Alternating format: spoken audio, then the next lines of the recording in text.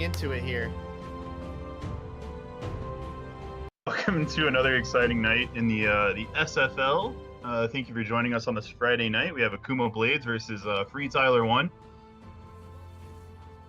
Starting off with the Sejuani band, targeted at audio. For the record, my name is Revnon, and I'm joined by Super Sigoi. We are the K-Kona cast. Preferably cast spelled with a C. Yes. Twisted Fate band coming through here.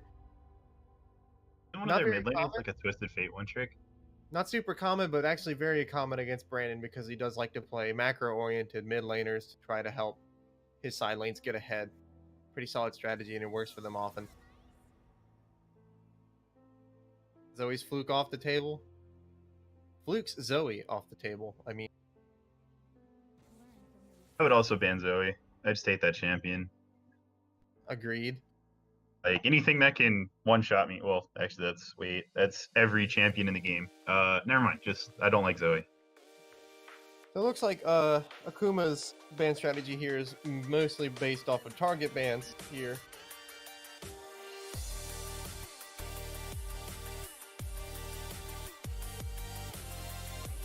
Looks like a Cassiopeia and a Poppy ban rounding out the first draft of bans. Right. A lot of teams take the approach of banning two of Fluke's champions. He is, in my opinion, one of the bigger playmakers on Akuma Blades. Can be very fearsome with these powerful champions in hand. All right. They were hovering the Lucian, but will they pick it? No, they'll opt for the Ezreal here. Interestingly, none of the trinity of ADCs have been banned. So Lucian, Ezreal, and Sivir all on the table here. I really enjoy that Sivir is back in the trinity. Looks like we had a banned champion hovered there. Yeah, not quite played tail yet. We're gonna have to go through all of this again. Yep. All right, counter response to the Ezreal is the Lucian here. All right, let's see what their next pick is. It's most likely going to be a support to go with it. Braum is open, always very strong in combination with Lucian. Or if they wanted to eliminate a bit of the safety from Ezreal, they could pick a Morgana here. I don't know. I'd rather see a Braum. It's more to steal it away so that they don't go for Ezreal Morgana, but you know, classic Lucian Braum combo coming out here for Akuma.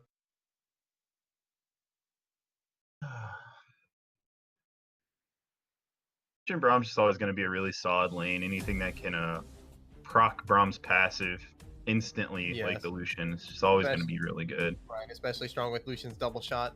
Oh, Rek'Sai got into the ground. Rek'Sai I've been seeing a lot of play recently since the recent buffs. A lot of quality of life changes to her made her much more viable. Alistar. It's like an Alistar coming in. It's usually very meta bot lane matchup coming out here. Yep. Nothing fancy this time. Nothing super fancy, but I think if the lane is left alone, I think Lucian Braum has the edge for the first half of the game or so. Yep. Nothing fancy this time. Nothing super I fancy. I think Ezreal Alistar actually has the edge just because they can play way safer. Well, they like can way more play safe. But I mean, like safer. in an actual like commitment to 2v2, I think Lucian. Well, yeah, Lucian Braum is probably one of the best, if not the best, 2v2 lane in the game. Yeah, straight up. It's up there with like Sivir Morgana. Now Sion coming out here for T-Dragon, very safe pick, and I think they'll target at some of Choi Yirim's top laners here to make the lane safer for him. And I think they'll probably commit to try to gank the bot lane and mid lane here to get them ahead and leave the Sion to his own devices. It's usually the plan. You just you put Sion in the top lane and just let him do Sion stuff. Preferably not in Sion stuff.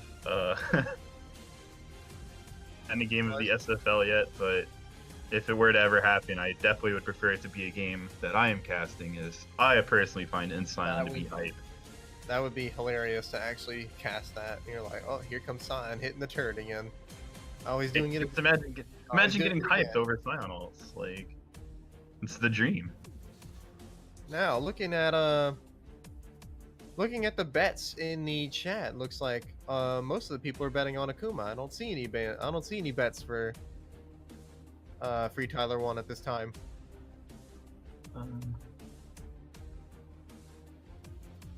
You pull up these.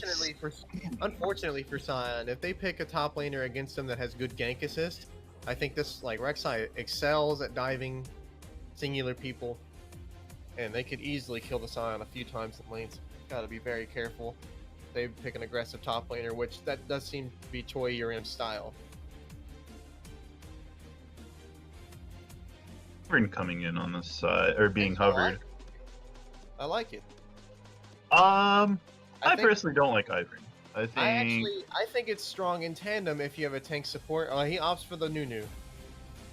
Akuma has an extremely strong front line at this time. They just got a wall of about 12,000 HP.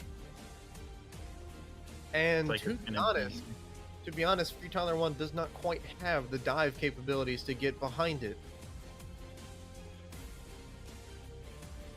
Yeah, outside of the Alistar headbutt pulverize combo and then maybe Rek'Sai's ult or a really good tunnel flank from the Rek'Sai, like you're not going to be able to get to the Lucian, which is who you're really going to want to be on in these fights. Rek'Sai is not going to be able to dive alone because she won't be tanky enough. She'll need Alistar and R to engage with her, but if they do that, then no one will be able to help the Ezreal, and I don't think Ezreal wants to be alone in the face of Nunu and Sion. Probably won't die there, but it's not like he's going to kill anybody. I think the Anivia here is a great pickup. I don't think I don't think Ryze aggresses on her too hard in lane. She'll scale up very well. I don't know, I actually would have enjoyed seeing the Azir pick instead of the Anivia, just because the Azir tends to put out a little bit more damage, I feel. But Anivia is really good as well, since you do have those 3 tanky frontliners. I don't believe Fluke plays Azir. Ah, I see. It'd be a lot cooler if they did. Right, but I still think both of them control mages trying to control zones with high DPS, so I think either would be a good pick. I do think Anivia is actually a great pick here. Yeah, you can just sit behind the 3 tanks that are provided to you and just press your R button and wait for people to not have HP anymore. So team fight, pretty solid pretty combo safe with the rest of your teammates, because you can follow up your stun after a Sion or Braum or Nunu stun. True, very true. Looking at this, I think if FreeTyler1 wants to win this, I think they'll have to get a snowball going against these tanks. The Anivia won't be very strong in the early game. Lucian will, but if they can get the Ezreal ahead of Lucian, I think it's going to be downhill for Akuma from there. I think Akuma just all around has the better comp here. Outside of Ezreal getting really ahead really early, or that like 4-item rise, just pumping out magic damage left and right, don't have exactly the most damage on their team. It'll still be very hard for him to get through Sion, Nunu, and Braum. Braum, yeah. Braum won't be quite as tanky, but with that shield, blocking Ezreal and Ryze's skill shots, that's going to be very hard for them to deal with. I think they kind of picked themselves into that. But like we said, Brandon, on his macro influencing mid laner, he'll probably be trying to get Josh ahead here. That's their combo. That's their way of life. That is the only true way of life for FreeTyler1. The only true way of life. Now, I'm not sure who to predict for a win here. I've been out of the loop for SFL for about a month now since I left. Me personally, like if it's just down to comps and if it's down to what I've seen, I honestly have to give this game to Akuma. If I had to pick someone like right now, just straight off the gate, I'd have to give it to Akuma. Yeah, I assume if they just go even in the early game, if they go relatively even, I think Akuma gets the edge in the team fights. They just have mountains of crowd control. They just have so much, and they have mountains of crowd control. If they're on top of you, they're on top of you until you're dead.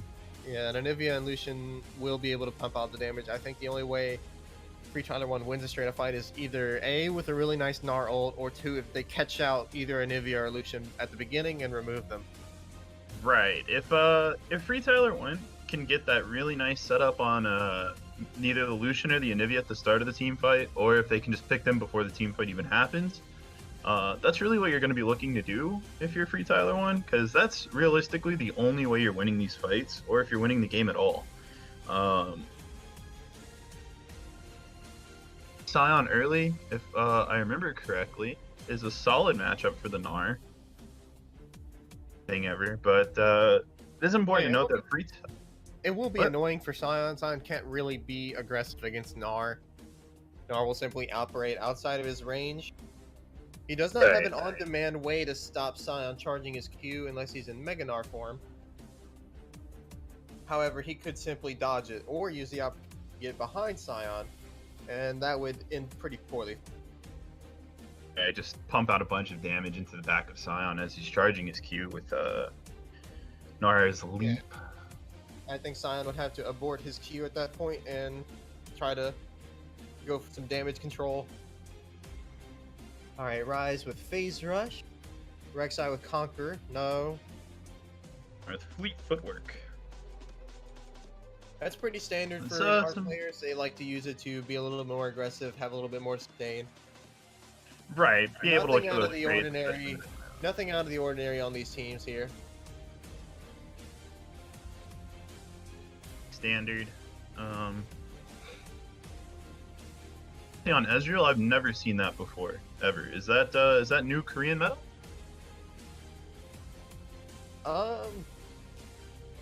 That wasn't very funny. I tried. That's okay. There's always next time. Actually, someone in a game I played last night took Conquer on Ezreal.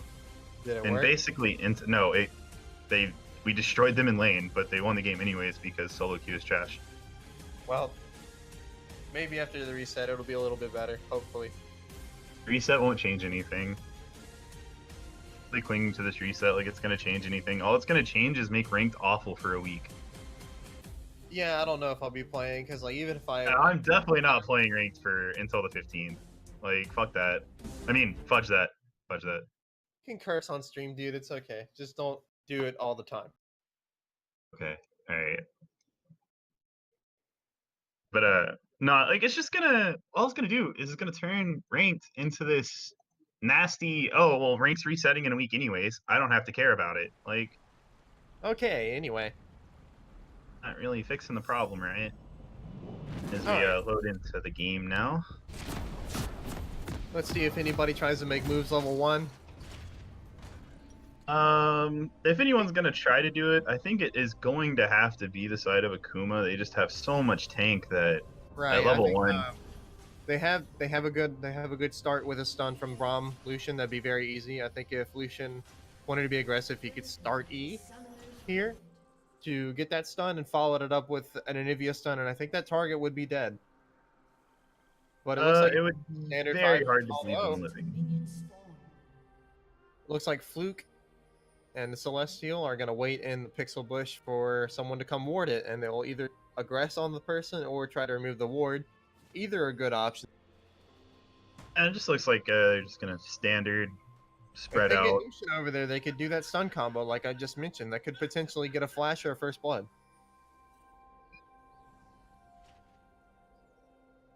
Very interesting lineup for FreeTyler1 in my opinion. The fact that like no one went to cover the red buff on the side of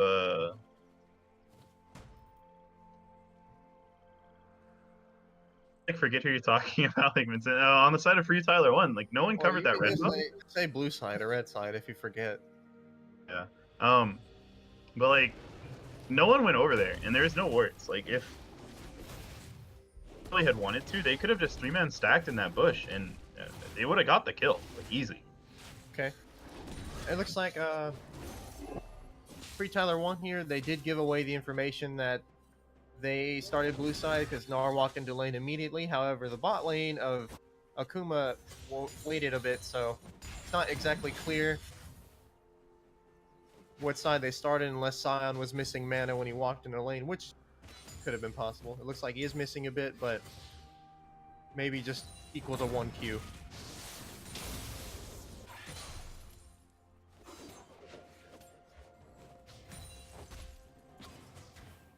Okay, Audio and Eugen's both working their way through their red side jungle. Looks like they'll be vertical jungling, so we could see some aggression from Rek'Sai on the bot lane, or some aggression from Nunu onto the top or mid lane here. Take some trades there in the bot lane. Really good use of the level 2 advantage from the Lucian Braum. Wing forward aggressively or eating forward, whichever one is the dash. I get confused easily. Actually, I think it's the dash. Hold on. Rek'Sai just got his scuttle stolen from him by the bot lane from Akuma. That was well played. It was really good. They've had vision on the area, so they knew he was there, and they just walked up, said, "This belongs to us now." Yeah, and, it looks like thank you for your he time. wasn't able to get that because his smite was on cooldown. That's unfortunate for him. Very good play for the bot lane here, so they will have a slight advantage in EXP here. That's definitely going to come in handy for the Lucian, who wants to look to murder that Ezreal as soon as physically possible. Right. So the bot lane for FreeTyler1 does not have heal, and the exhaust was changed last second to ignite for the Alistar. Yeah, I don't think Braum you really gets on need top an of these exhaust guys. in this game because they don't have, like, Akuma doesn't have any diving threats, so it looks like Rek'Sai is going to make a move on to Sion, and here, Right, but you take exhaust for the laning phase is the thing. Like the ignite, no, because in the late game you can just pop it on Lucian, can't heal as much. But I personally like to take. I think Dragon is overstepped here. Choi definitely has him in a checked position here. He'll flash and dodge that decimating smash, and that's going to be over. I think T-Dragon shouldn't have flashed there. He should have just accepted his death. Summoner spells, so it's not the end of the world. 400 gold over to the Gnar. That's really going to suck for the Scion, especially if he's going to misplay the lane like that. But there is a significant rank difference in that lane.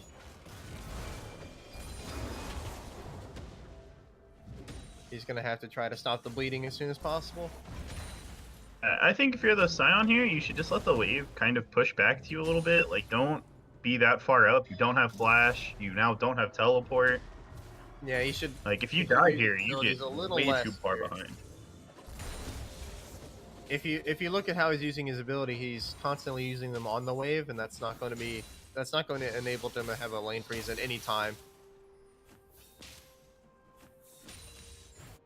Even now, he just wasted his opportunity for a freeze by smashing the 3 minions that were there. Alright, Audio's going to look for a solo dragon here, level 4. I wasn't aware Nunu could do this, but it's a fire dragon. It's not going to put up much of a fight. I mean, isn't fire types super effective on ice types? You'd think so, but that's not how the game works for balance reasons. Oh, it looks like Eugen's is going to intercept him. Oh, but Akuma is coming up to fight. Oh, alright. You just have to flash over the wall to safety, and it looks like they will secure that fire drake because the other two over the wall, not able to do anything about it now.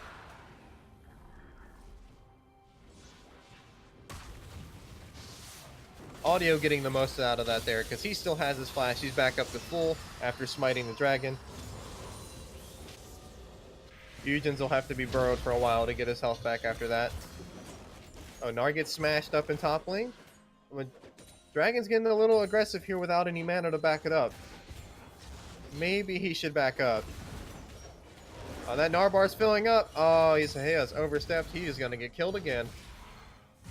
One that's going to put you up. Oh, hold on. Maybe? Oh, maybe? Will those minions kill him? Yes. Oh, no. Dude, he has no HP. Minions always trolling, man. That's unfortunate, but T-Dragon must not either. He must be overestimating his strength or he's underestimating the Gnar. One of the two. I think he's underestimating the Gnar. Gnar's a champion that's just now coming back in the meta, correct? Like it was not seen for a while. Somewhat, because it's a relatively safe top laner and it scales pretty well and is capable of making some big plays. And against a slow champion like Sion, whose damage is going to affect the given area, and it's easily dodgeable for Gnar. But I think if Dragon maybe had enough mana for one shield, I think he was good there, but he had no mana to work with. If he had enough for his it's his E, right? That's a Soul Furnace that gives him the cool shield. That would be his W, but Okay. yeah, if he had 40 mana for it or 50 mana, however much it is, it's a pretty big shield. he could have taken that. Yeah, that was definitely it got down to the difference between auto attacks there. Just Nar slightly faster autos. Right. Actually, it looks like Soul Furnace cost Like 65 mana. I think that was that one of the recent changes? No, I believe they just increased the cooldown on it recently. I think it was a mana nerf as well. I think it was both. I stopped paying attention to Scion once. It's like Nunu is gonna try to play up here. It's snowball. Alright, he's gonna get the full charge decimating smash, and that's a shutdown. 450 gold to the Scion, and they're definitely gonna take at least, I think, 2 turret plates here. Or if the Nunu back, maybe just 1. That was the plan all along. Feed him a couple kills, get the nice shutdown gold. Right. Even though Scion has lost 2 1v1s to the Gnar now, he's got a small CS lead going for him. I don't think Gnar's making the best out of his advantage here. And that'll definitely... his kill advantage will start to diminish once Scion gets some turret plates. Yeah. Okay, that's the button I was looking for. It's actually, the Scion actually has about 200 gold on the Gnar. Is that right? For 2 deaths. Yeah, you're correct. He's up about 200 gold. Although Gnar will be cleaning a bit of that up with this wave he's taking right now. So they're going to be about even. However, Scion scales a little bit freer and will function better as a tank. And Gnar's going to have a harder time becoming relevant later. Correct. Gnar has to really pop off in order to even consider getting to a point where he's justifiably ahead of the Scion. And your advantage when you have 2 kills on your laner and they don't have teleport after the second death. To be fair though, he was at like and would have killed him, but he did eat the fruit there in the river. I think he should have came back to lane and shoved it. He knew his laner didn't have teleport. Right. As it looks like topside, they're just going to keep trading left and right. Yep. Now, across the board, looking at gold values, everybody seems to be even except for the 280 carries. Looks like Ezreal's getting the better of Lucian due to Kleptomancy.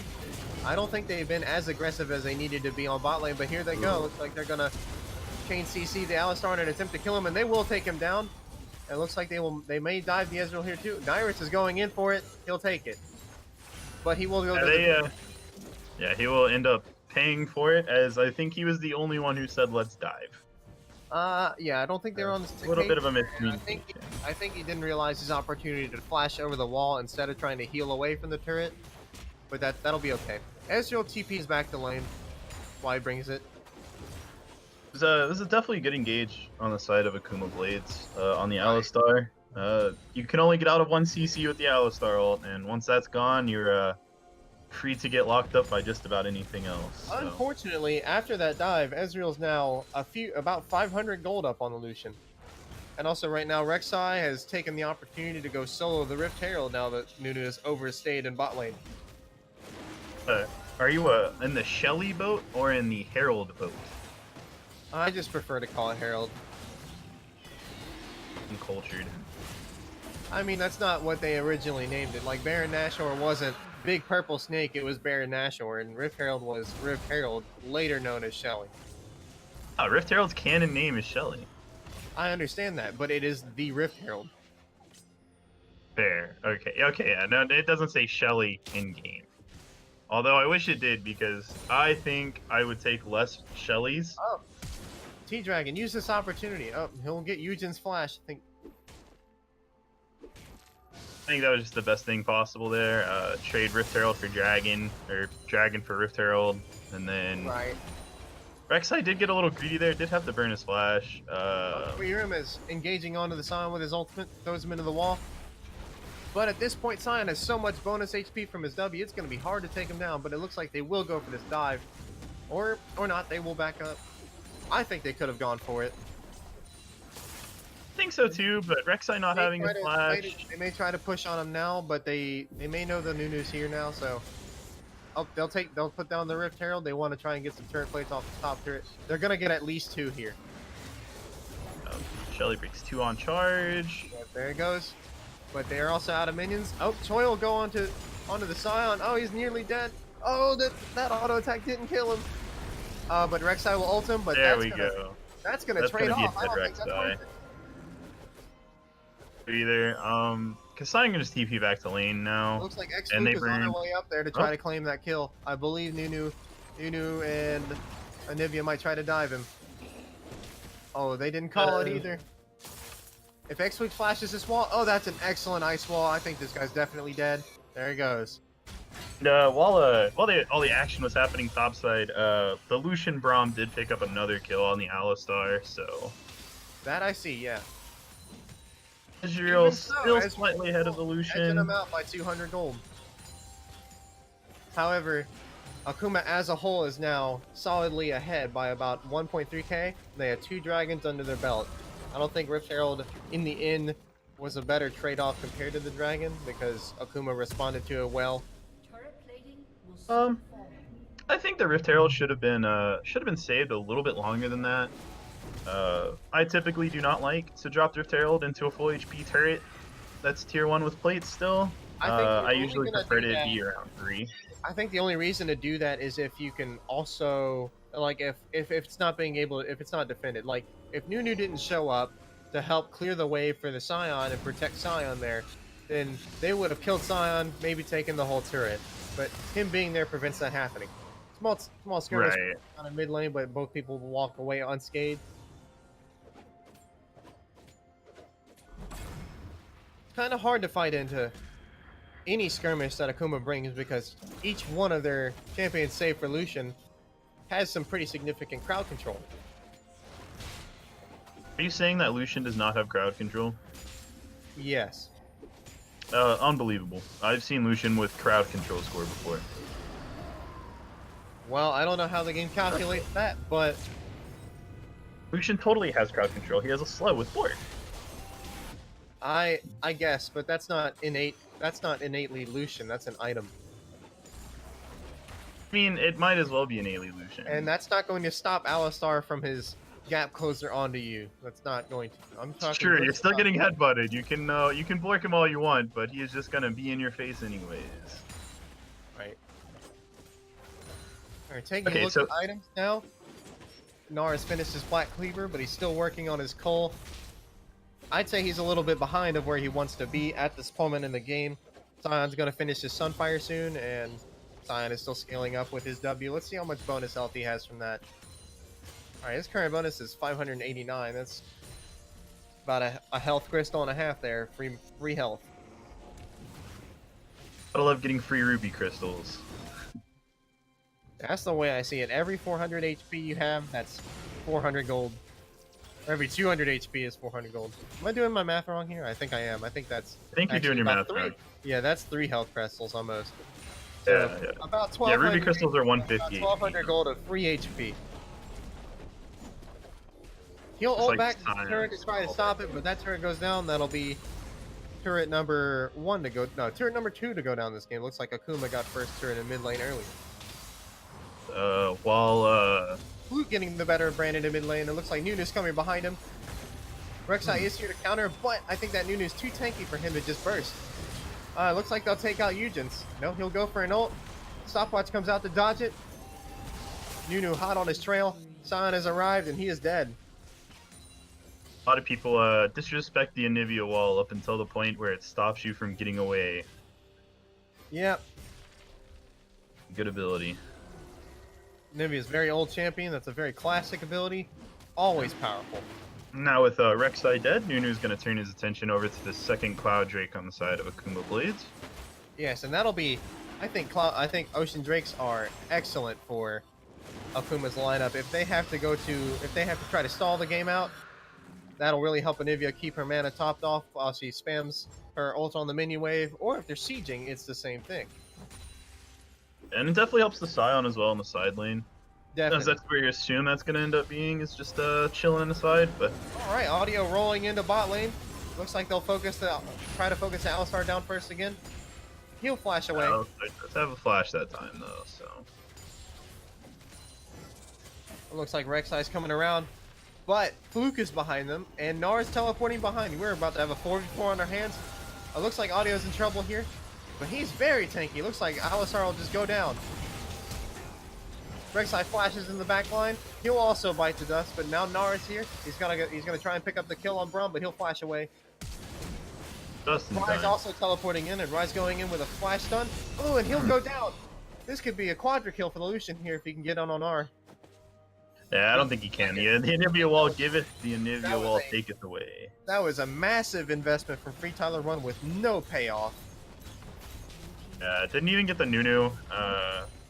This is very unfair. Will target it. Oh, he's gonna. Oh, and Audio gets. Very well played from Audio there. He's right. I think there's plenty of counterplay to Nunu. I just think he's implementing the champion very well in this game. Oh yeah, no, Nunu's in a really healthy place, especially like as a champion right now. Like they did just roll out a nerf to his base HP and his Q healing. Right. Which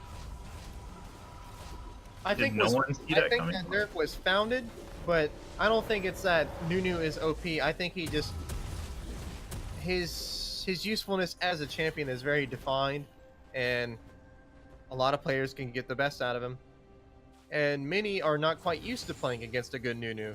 He doesn't get that much exposure. Yeah, most players just run in with Snowball, miss the Snowball, and then die. So right. I'm one of those Nunu players. I wish I could play that champion better. He's really fun.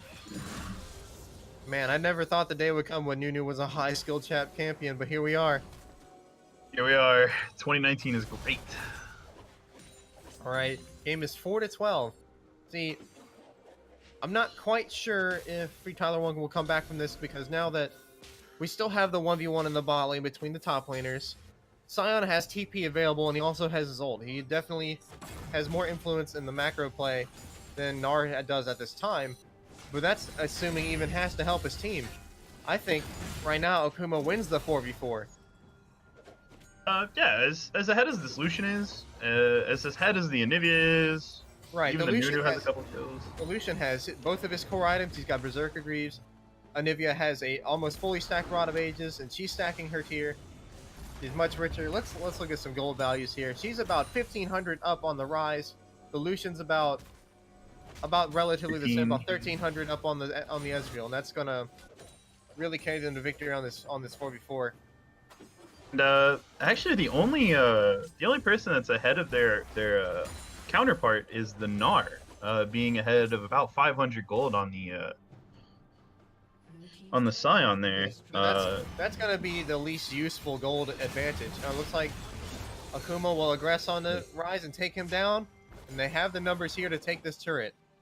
And I think FreeTyler1 here, they need to start backing, because if Akuma realize where they are, which they can see, it's a few of them in the mid lane, they could go for an inhib turret. It looks like Audio has that in mind. He's tanking to prevent the minions from dying. He might be tanking a little too long here. That's a little bit too much. Yeah. Looks like they're going to set up a play on the Sion. Looks like FTYO will respond by trying to dive the Sion, but they won't be able to kill him. He is just way too big for them to handle now. Yeah, I think Sion just gets, about this point in the game, Sion is way too big for these champions to really take a bite out of. And like I said, there goes the Inhib Tower and the Inhib. I don't think FreeTyler1's got their head in the game around this time. Yeah, they definitely misinvested their time there. Rek'Sai should not have went for that play with full vision of 4 members of Akuma Blades pushing a bot lane, or top lane inhib. So, when all is said and done, FreeTyler1 only managed to get the mid tier 1 tower, and they lost 2 top lane towers and an inhibitor. That's going to enable them to get instant control over this next dragon, which will be up in 5 seconds. It looks like it's an Infernal Drake too. Yeah, double Ocean, double Infernal. Yeah, that's no mountains this time around. Audio is heading straight to it. He's going to take the scuttle, start the dragon, and then I think they as a team They'll probably go get them some ward vision over on the Baron, eliminate FreeTyler1's vision, and perhaps bait it, although I do think they have the damage to take that down. Yeah, even if you don't necessarily have the damage immediately, 3 of your members are just so tanky that you can just sit there with the Anivia for so long, just press R. Right. Anivia did pick up a blue buff at some point, so that's definitely going to help with her mana regen, along with the double ocean. Going to be if you're Akuma Blades, you have such an amazing lead going. Yep, and they're headed straight for the Baron. They know this is the play to make. Right, actually, they could go for this Rise right now. He is way overstepped. Looks like he'll start his back. He'll stop his back. Oh no, he's just giving himself up. All right, he's gonna have to ult out. So, yep. But the thing is, that's his ult gone. That eliminates one way that FreeTyler1 could try to stop Akuma's Baron push. Yeah, and that is I mean, semi-long cooldown for how generally awful it is. It really requires your teammates to make it useful. Looks like Choi has finished his frozen mallet and he's using that to try to kill the Scion. Oh, but he flashes. He doesn't get in front of him. Scion gets out. Meanwhile, Akuma has started the Baron. They've got the vision control. They're getting it down pretty low. Rek'Sai's looking to steal it. TP comes in from Gnar. Audio wins the He wins the smite fight. But he Rom goes down. Alistar to follow. To outsmite a Nunu. I don't. Oh, Nyrus getting a huge ult from over that wall, going back into the pit. And it looks like Ezreal's going to go down here. Or not. Looks like he'll be safe. But at this time, supers are crashing against the Nexus towers of FreeTyler1, and he's going to have to go answer that. But Akuma definitely getting the better of that. They get the Baron. They traded 1 for 3. Looks like Anivia and Scion just TP in with the Baron buff, just right onto a minion.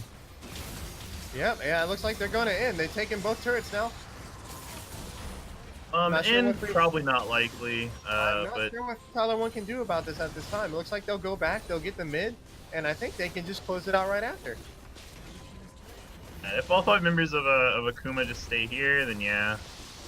Not much you can do if you're on the side of FreeTyler1. You're 8,000 gold down. Supers in your base, no Nexus turret, Baron buff. It's just not going well. Getting out. He's gonna go down. I think that spells defeat for FreeTyler1 in this game. And just to put emphasis on the sad state of affairs for blue team, look at Rek'Sai's build. All he has is Warrior Enchantment and a Guardian Angel. He knew he wasn't going to be very useful. The Guardian Angels got popped instantly. It was... Yeah. Everybody's going down. Looks like they're going to pick up they're going to pad their stats a little bit more, and then they're going to finish this team out. Can't get that pesky Ezreal on Summoner platform, though. What a dominant performance from Akuma. Right, I think where FreeTyler1 went wrong was that they weren't able to turn their good matchup in top lane into any considerable lead for their team. Because all that ever turned into was a split push 1v1 against each other. Right. And I mean, you did have the winning matchup in the top lane, but you just didn't get any advantage out of it. And for Audio's awareness of, hey, I need to shut down this Gnar, he did invest quite a bit of time up there. Like, if there wasn't a dragon up, Gnar was usually, or not, Nunu was usually topside. Investment of time on the side of Akuma Blades, just not so much on the side of FreeTyler1. Definitely looking at you, attempted dive on Scion in the bot lane, taken inhib. Not naming any players. They're going to have to remake this game 2 lobby because they didn't include a spectators section, so I have nowhere to go.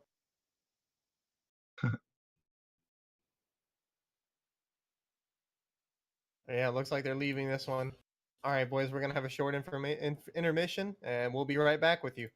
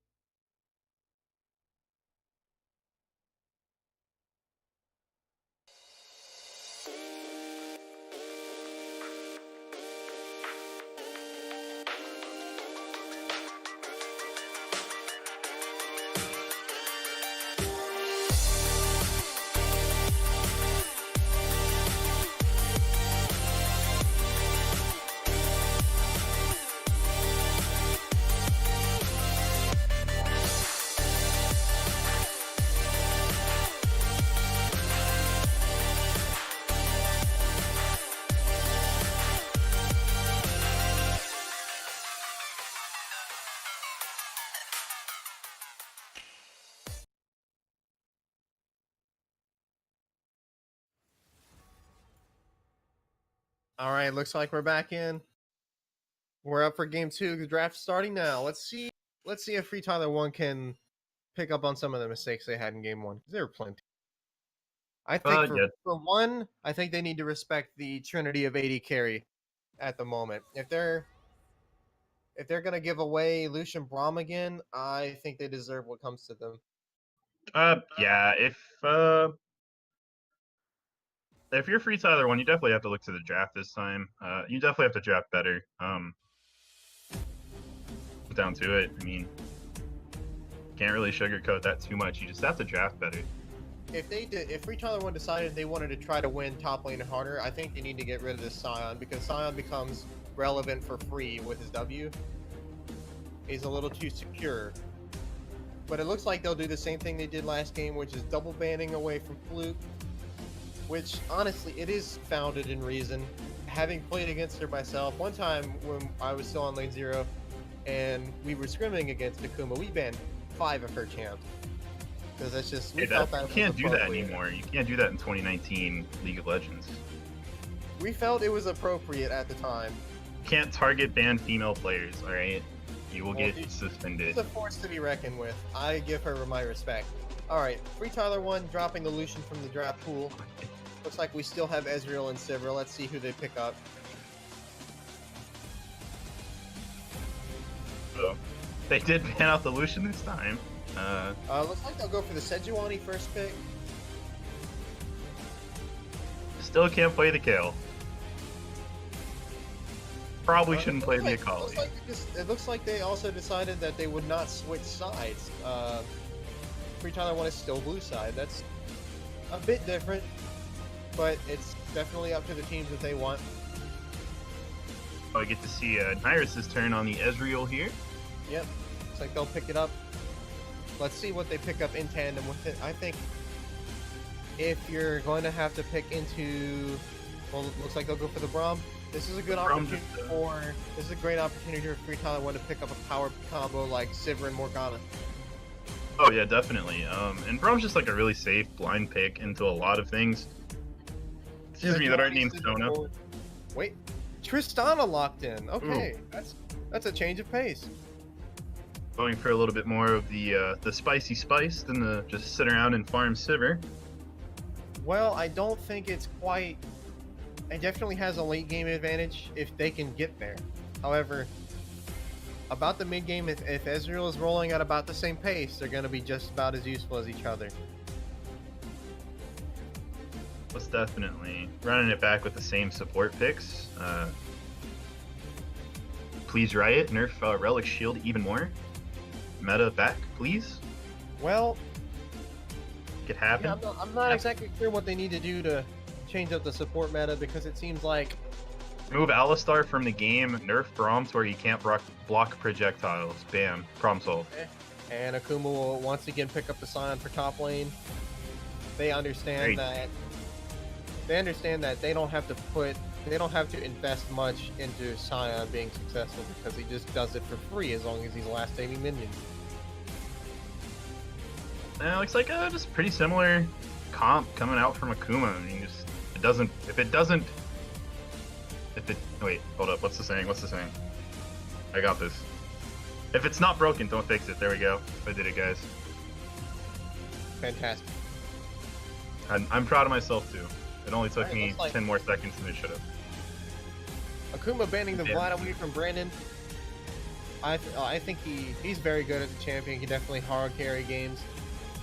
I think Vlad is a good champion in general. They do have the opportunity to get Fluke a last pick, which is a guaranteed counter pick, so maybe she just doesn't have an answer to it, or she doesn't want to play into it. Maybe she doesn't like playing Malzahar. I definitely don't like playing into Vladimir, so understandable there. I don't know. Well, me being a top laner, usually I just pick Cho'Gath into it, but I understand. Yeah, doing that mid lane is a lot riskier. Like the Anivia is going to be banned out here. Yeah, they'll showing a little bit of respect. So we will see a different jungler and mid laner coming out from Akuma this game. Is that the Hjarnan EU special being hovered? I don't really know about playing a Heimerdinger mid, but they're still hovering it. Alright, looks like Jarvan locked in. Looks like they're still going for this extremely beefy combo of jungle top and support. Definitely the plan. Jarvan's probably just going to build a... Really going to go for full damage. Or at least you would... Well, maybe this game. You'd probably go right with full damage, Jarvan. We'll have to see. He can go either way. There's a lot of different things you can build on Jarvan.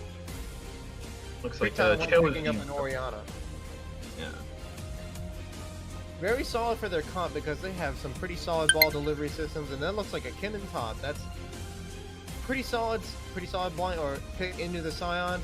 If he takes Cryptomancy, he'll be able to get a lot of free money off of it, and just in general be annoying against the Scion. It looks like the guy likes to play him some ranged tops. Yeah, hopefully, if Kennen does find that advantage in the top lane against the Scion this game, they can roll it into something. Hold on, I thought Silas was... Silas isn't loud. No. And he's just really buggy right now. Yeah, I thought Fallen made an announcement that it wouldn't be available. Hang on. I think it was just Kale. Pretty sure it was just Kale. Was it? Okay, yeah. Just Kale? Yep, Burgers. Alright, well, I'm getting confused here because I think the leagues I play in, I think he did get banned, but maybe not in SFL. Right, like in a lot of leagues this week he was banned out just because, or like global banned out just because of a lot of bugs that arose with Silas in this current patch. I think we all knew that was going to happen considering Riot's take on an ult stealing champion. Small indie company. Small indie company. But let's talk about the Silas pick. I think there are a bunch of juicy ults for him to steal in this game. Oh yeah, you got Orianna, Sejuani, Kennen. Well, Kennen's not so much because Kennen's ult. I think Kennen's ult will be great for him if Silas wants to engage. That makes it a lot safer to engage because there's the threat of getting stunned. No, there's actually no threat of getting stunned. Oh, it doesn't stun? Kennen's ult does not stun. It's Kennen's passive with his ult that stuns. Oh, yeah, you're correct. Yeah, I learned that last week, I think, actually, in the LEC. League is informing us that stealing Alistar ult prevents him from pretty much makes him immortal. Now, it does sound right. I like it. That's what you said about Kennen's ult not working is also similar to why you wouldn't steal Darius's ult, because you don't have bleed stacks to increase the damage of it. Believe correct, yeah. Yeah. But stealing Sedge ult, stealing Orianna ult, stealing Alistar ult, maybe even stealing Tristana's ult, not awful as a disengage, yeah. If he needs to get away, that's a good one to steal. Because that's also, I don't know if you know, but it's Tristana's ult is AoE around the target. Oh, trust me, I know. Oh yeah, you actually had I had a Tristana in my game last week actually that Tristana ulted 3 people out of my ult, and I was just like, big oof. All right, I guess we'll just lose now. Thanks. I would have gotten up from my computer. I just wanted to. Like, I just kind of AFK'd after that. I was just like, I need like 15 seconds to recollect and not flame this Tristana. For missing my ult. Just sit there and type out gibberish into the chat log and then delete it. Alright, so I think FreeTyler1 should play their early game a bit different. I think Eugen should commit more to mid lane and bot lane than to top lane. He could help. I agree. He could help Kennen kill the Scion, yes, but that doesn't allow him to 1v1 Scion later in the game under a turret, and that's what he needs to be able to do. And it's just exactly. And is not going to be capable of that unless he goes like full on hit, which I don't think he will. I think at least for Akuma, I think they should focus mid lane. Jarvan's excellent at ganking mid lane. Orianna, not very mobile. Silas, lots of lockdown, good damage. Getting Silas ahead feels really bad for the other team. Yeah, Silas is definitely one of those champions that is considered feast or famine. You either get really ahead on it, or you sit there and flail your chains around and die pretty easily. But Against Oriana, you should be fine, especially with the J4. Just come in, pop the Oriana, plus 300, walk away, take some minions back. Definitely look to see these top laners on an island just by themselves. I'm not a big fan of that playstyle, but I just think that's what's going to happen. Actually, I think if the same thing happens where Akuma gets ahead and they can win that 4v4, Kennen is going to have to make use of his teleport or just be there when the fight starts to try to turn the tide.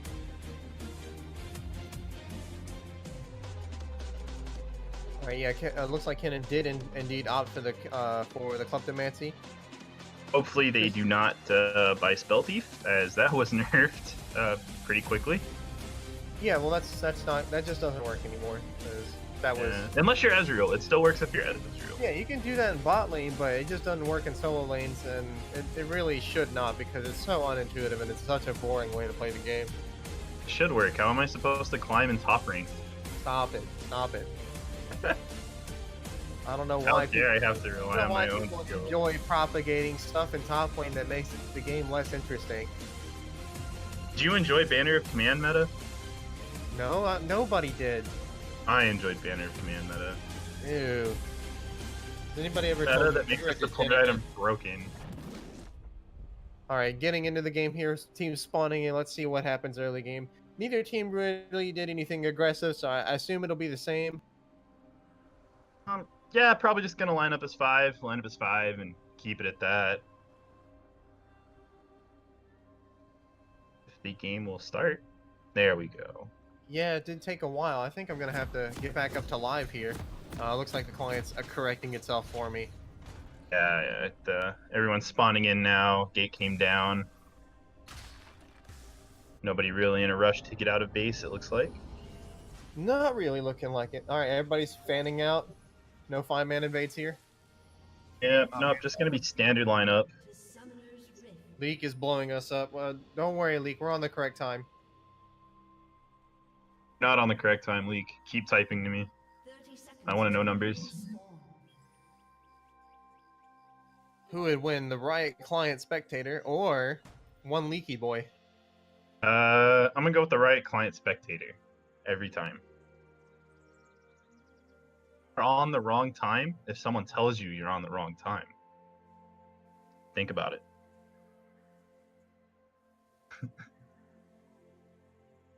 All right, nothing really happening here. I don't even think any of the teammates have. I don't even think they've seen each other.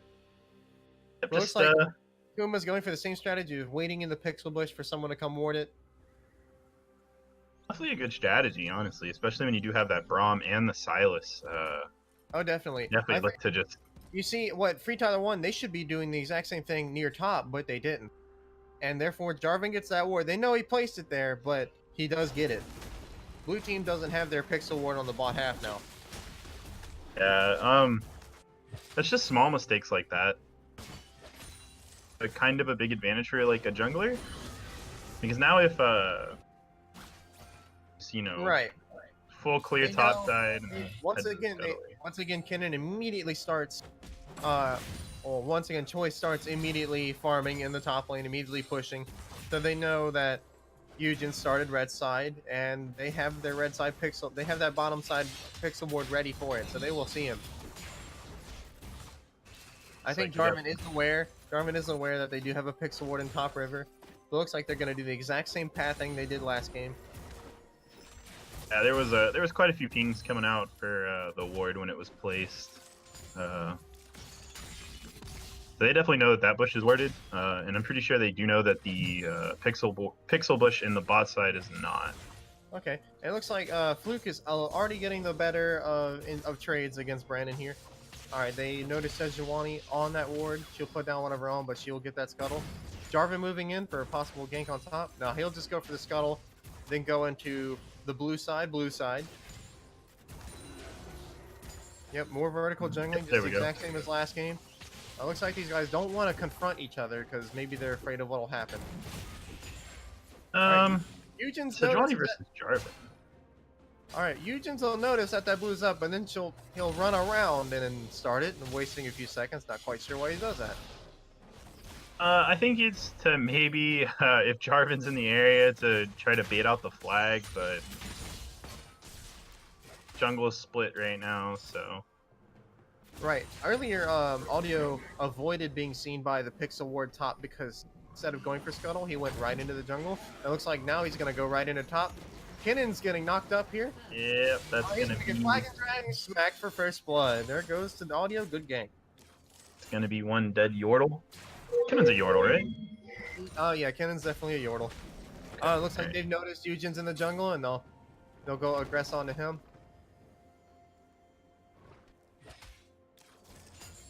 Alright, what they've done is they've run the Grump's patience out and it will reset. That's going to waste some of Eugen's time. Pretty decent use of their bot lane's time because the lane is still in a neutral position.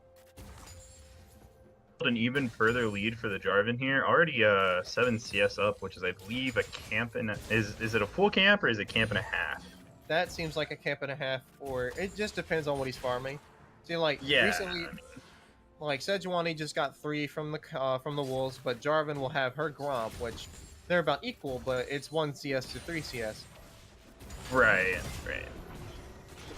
But Jarvan, you see, is 550 gold up due to that. Looks like we go for a trade here in the bot lane. Nothing gonna come of it. Just Oh, Jarvan's moving into mid lane right here. They'll get Orianna's flash.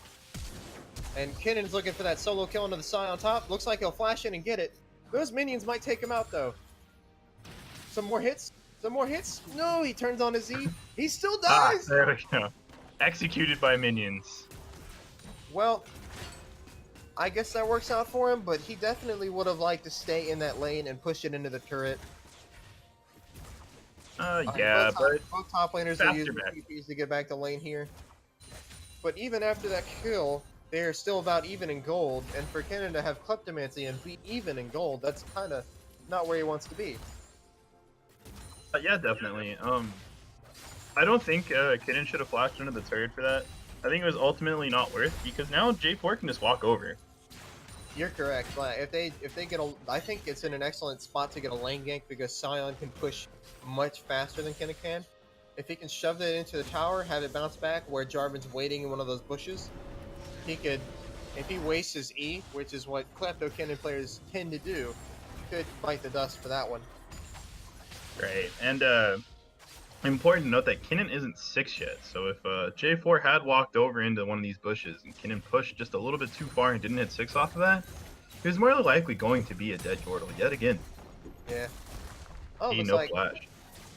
FreeTyler1 getting a turret played off of bot lane. I think, which one of these people has, I think Alistar had that, demolished. He was able to proc it in tandem with Tristana's bomb that she threw onto it. This is a very good combo for taking towers. Yeah, that's one thing that Tristana is just always going to be good at. Just toss a bomb on turret, continue hitting the turret. It seems they're content to let that happen, though, because now Braum is invading into the red jungle with his Jarvan. Looks like they'll push Sejuani out, cancel her passive, get her Q. And that red buff is about to spawn. Looks like he'll start it. And that looks like it's going to be a red buff going over. Yeah, it looks like they'll be able to complete it and get out of there before blue team can respond. It looks like I don't think he should have dragged himself there, but Fluke is in here. He's stolen Sejuani's ult and used it on the Tristana. She'll flash away to safety, but Brandon's here to use his shockwave to try to break up this team fight. It looks like Audio's going to go down to that. However, Nyrus is here to pick up the kill on Alistar. They'll get a return kill on the Braum. Fluke is still in here, but he has no mana.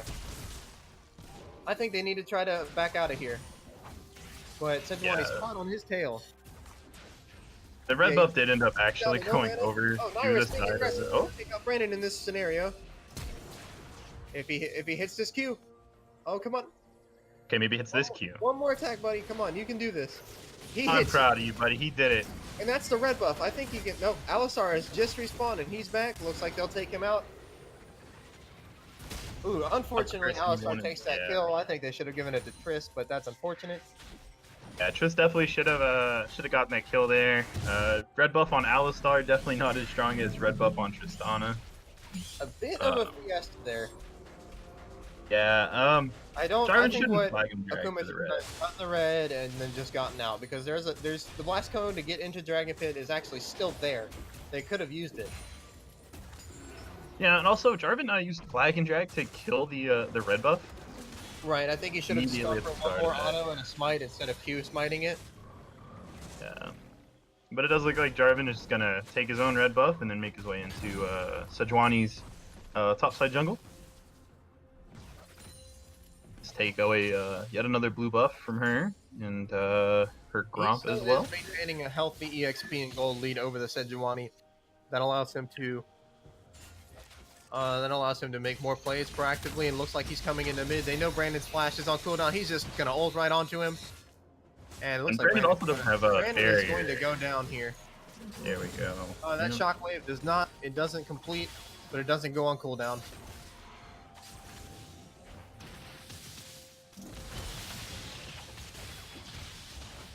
Also interesting to note that Silas did take Oriana's ult. Onto the Scion here. Looks like he's going to try to commit for this kill. T-Dragon is gaining enough distance. Will he be able to go? I think he needs another hit. Yep, there he goes. Yeah. I think T-Dragon is playing a little too aggressively here. I think as soon as the ult finished, T-Dragon should have just ulted away. Yeah, I think you got correct. So. Because if you notice, it's... At least he can use it to get back to lane now, so it's not necessarily a huge loss.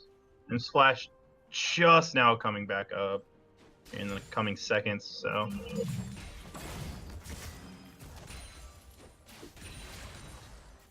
Alright, Fluke waiting in the red side jungle for someone to come along. It looks like he'll find Sejuani.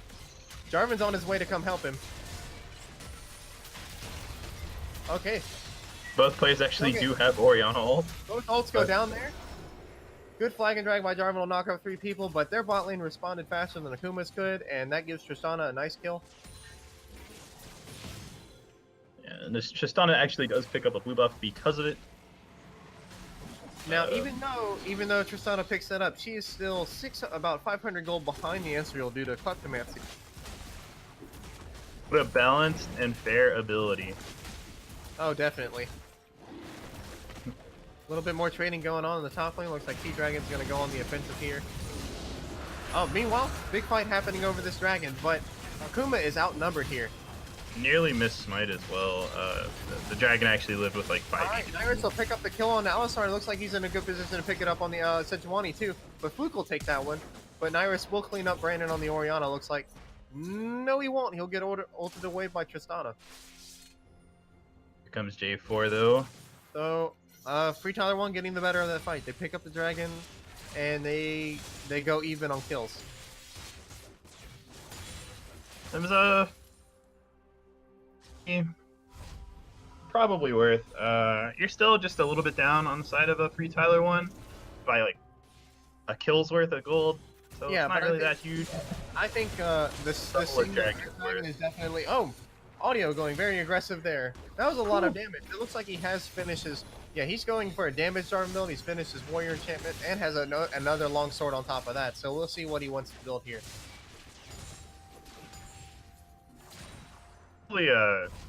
What's that item called? A Dusk Blade of D word that I can't pronounce. Yeah, that one. So looks like Sion will take a turret plate off of him, but Choi is in a good position here to commit onto him with his ult. Get a lot of Klepto procs here. I don't know if he can kill him. I don't know if he can kill him because Sion's ult is up, but Sejuani's behind him. Sejuani here maybe. Oh, he gets his ult up. Sejuani hits him, and he is out of there. Ooh. He's actually he's gonna drive right past Oriana. I think the play was there to hit it, but she was not standing correctly. Well, actually, I don't think she wanted to take that hit because Sejuani came for... Absolutely, she was dead if she got hit by that. Oh yeah, if she got hit, Fluke is gonna get onto her and she's toast because he has no flash, no barrier. Speaking of Fluke getting a lot of damage onto Brandon right now. Looks like Sion is teleported back to top lane. Sejuani and they know Pennon's ult is on cooldown. Jarvan now top. Looks like he's going to flash his QE combo in there. They're going to get a shutdown worth 450 gold on the Sion. and have a good opportunity to knock down some of this turret because Kennen is down for 22 seconds. Can he get knocked up by the flag and drag there because of the flash? Yeah, if you flag and drag and flash like onto your opponent with it, it'll just do the damage of like a Q, and it also knock them up. Kind of like how Gragas can, you know, do flash body slam. Right. Okay, that's pretty cool. I guess I've never seen that happen. So I think it's a decently fair interaction because I mean that's your flash on cooldown. It's not always applicable. Right. I don't even know if he needed to do it there because he was behind the Jarvan in position. Ooh. Oh, it looks like he'll go onto the Kennen with his ult, and they're gonna kill him yet again. Man, and they know he doesn't have the summoners. They know he doesn't quite have the damage yet. Of course. So after Kennen is done being dead for 30 seconds, he's gonna have to do the walk of shame. Yeah, he did burn his teleport to get back into lane just to die. Very unfortunate. Unfortunate for him, but good of audio to stick around and capitalize. And now Sion's going to get even more damage on this turret. He has an opportunity to take it down if he wants. Which would be solo first tower gold to him. And if you look at his build, it looks like he is working on an adaptive helm. Which will help him greatly against the Kennen. I don't think Kennen will be able to kill him at any point later in this game after he completes that item. Yeah, I don't believe so either. I think... Okay. They'll take down the Jarvan. Celestial's flash ult and ignite. Mostly wasted there. I'm not sure if he wanted to actually try that. Nyrus will have to try and get out of here. He does have his He'll flash. make it out, yeah. Yeah, he's got his flash available. He can kite back. It's Ezreal. But this allows... Okay, look, Sion is taking down top turret, and Fluke is working on the mid lane turret right now, so... I'm not sure if... Okay, well, I mean... Two kills is a decent trade there because the shutdown... Actually, no, there wasn't a shutdown on Jarvan. Yeah, no, it's just a regular kill, but Luke looks to probably suicide for this tower. Oh. Yeah, he's gonna try to take Orianna with him, but barriers popped, shields popped for Orianna. I don't know if you caught that, but he stole Orianna's ult, and while using it, Orianna used her stopwatch. Yes. Sion's ulting into mid lane here, looking to maybe clean this up. No, he's not going to commit too heavily to it. Very smart because he must have assumed FreeTyler1's team is still in the area. Second double lift dragon on the map here. Yeah, it looks like they're gearing up for a 5v5 over this one. A different approach from last game. FreeTyler1 gave up too many dragons last game for free, and looks like they don't want to do it this time. Yeah, it's definitely smarter to just not give away dragons, especially mountain dragons, especially when you already have the one. 2 mountain dragon just allows you to take so many objectives for free, and if you're the Tristana, that's what you really want here. Just being able to melt objectives away. Right, and currently the advantage on vision actually goes to FreeTyler1 because they have that scuttle vision there, and red team can't remove it, you know, so... And it looks like FreeTyler1 will go onto it. They see that Fluke is top lane. She has her teleport available. I think she might have to come in on this one, but it looks like Nyrus is backing right now. Here comes... Looks like it's going to be a little bit too late. He's going to come in behind the pit. Fantastic Kennen ult. Fantastic Orianna. They'll take on 2 immediately. Sion is going to have to... Sion will have to ult to escape, and Akuma get nothing out of that, and they lose 2. Yeah, that's just a really good Orianna ult. Yeah, that was great. Really good. Kennen ult flashed into the team, gets his stunts ready, and Orianna had balled him, like I said. Like, their draft is very excellent for Orianna because they have, like, 3 or 4 good ball delivery systems, you know? Ooh. And the team actually does have has a dash, except for Orianna herself. Pretty much. That's actually good team comp. Good job. Definitely a lot better than I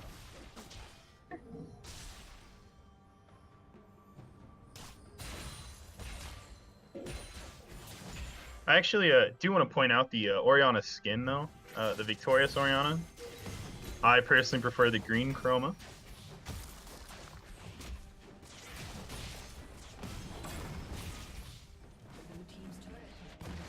Hey, Akuma will take the bot lane tier 1 turret. So that's all three for their. That's all three of FreeTyler1's tier 1s down, and Akuma still has all three of theirs. So while FreeTyler1 is getting the Earth Dragon stacked up, the actual objective advantage is going to Akuma Blades. And if you're a Flute getting a good initiation onto them. I think they take down the Alistar here. I don't think it's Alistar brings ult, gonna allow him to live through this. Oh, it looks like they'll also jump onto Tristana, but she'll flash out. And it looks like they're about to collapse onto Orianna and Sejuani with the Jarvan from coming behind them. They're gonna get onto Brandon. Brandon flashes away, but then gets Jarvan ulted. He's also gonna use his barrier, but then gets shut down by Ezreal for 500 gold. Nyrus is becoming pretty fat here. He's actually, though his like KDA is similar to Tristana, he is 2,000 gold up on Tristana. Also, 2 levels ahead of the Tristana now. Right. Look at he's packing a 1,000 gold bounty. Unfortunately for FreeTyler1, without flashing onto him, they're not gonna kill him. Yeah, they definitely have to dedicate just about everything to kill the Ezreal. And that's why Ezreal's actually just been getting nerfed. Starting in 9.5, following up with a nerf in 9.6. You're correct. I think he's a bit too safe for how much damage he puts out, if you ask me. But currently on the PB, they're taking a look at a few nerfs in his direction to lower his damage output, which I agree with. I think the current one is they're lowering his Q-based damage, which the nerf we just received in 9.5 lowered the cooldown refund, and right. I believe lowered the damage on his W. What I saw them post today was that they're removing the AP ratio on his Q, but increasing it on his W. So he has to try a little bit. So if he actually wants to do the double tier build, it's not going to be as effective unless you're playing a little bit more aggressive. And they're also going to reduce the damage that his ult deals. I think that's actually just... Oh, there Braum we go. gets shockwaved on, but he'll flash away and then jump away to his teammate. Looks like he will still go down, though. Meanwhile, in bot lane, Jarvan and Sylas take out Kennen. So, 1-for-1 trade. However, Fluke is in a good position to get a lot of damage on this tower because FreeTyler1 has not responded yet. But it looks like they're on their way now. Burn his flash to get away from the Kennen there. He was taken really low. Yeah, I see that now. Yeah, he had to flash away from that pretty quick. Yeah, this compared to game 1, much more even. However, I still think like Nyrus could pull this one out as long as like if they get into an actual 5v5, he could pull it out because blue team lacks a good way to get damage onto him. I don't know, he'll nearly kill the Tristana there, but Sylas will be there in the back to try to take him out. He's gonna steal Tristana ult and try to shoot him with it. No, he'll shoot Alistar backwards into his team. And Alistar is probably going to get taken out of the back line while Fluke chases the Tristana, but he's going to pick the wrong direction to go. And they finally take down the Alistar elsewhere. So if you're FreeTyler1 here, you really have to start looking to take objectives with these mountain dragons. Like the fact that you haven't taken a turret yet is a little concerning.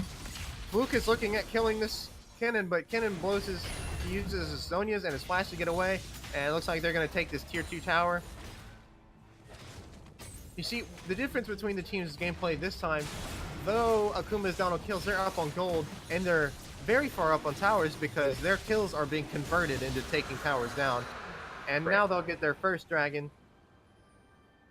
Correct. Every time Akuma takes... I think they're playing the objective-based gameplay a little bit better than FreeTyler1 is. Yeah, FreeTyler1 right now, they're looking for kills, and... that's really all they're doing. Mid lane a little bit, and Tristana did bomb the mid lane turret, but it just didn't. It wasn't enough damage to take it down, and that's where a lot of this gold lead, in addition to just being about 20 CS up in every matchup. Ultimately, that's where this lead is coming from. It's from turrets, and double mountain dragon doesn't mean a lot if you're not actively taking objectives. Yep, and FreeTyler1 will get their first turret. Unfortunately, it's 23 minutes in the game. That's not when you want your first turret. Yeah, definitely want it closer to like the minute mark. And the teams are going to split off now that Baron's reasonably available now to either team. So they're going to split off. The Scion and Kennen are going to be bot lane, but Scion is, I guess, just too tanky for Kennen to just come out and kill. He's got an Adaptive Helm, Sunfire, Merc Treads, and a Megatron Cloak. That's about 160 magic resist. Let me click on him real quick. He's got 191 magic resist. And Kennen's items, they're not like big AP items. That's kind of what you go for. As a Hextech and a Zonia, yeah. 3-man knockup from the Alistar. But, yep, it looks like that will turn into a few kills for them. Nyers might be here to clean up. He ends up not getting anything off of that, however.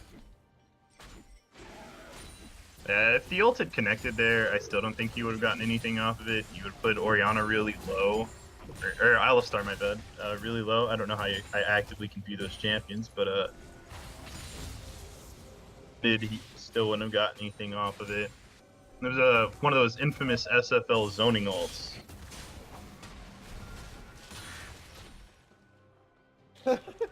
Little brawl over the big raptor. Audio will last hit it with a hit from Jarvan's passive.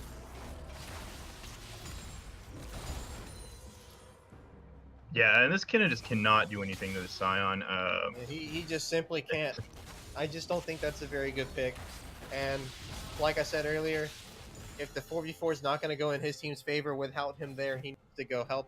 But that allows Scion to either get turrets or follow up with his own teleport or ult. And you can't really allow Scion to take too many turrets, especially when you're already behind this many objectives. Like, they only have 2 outer turrets left.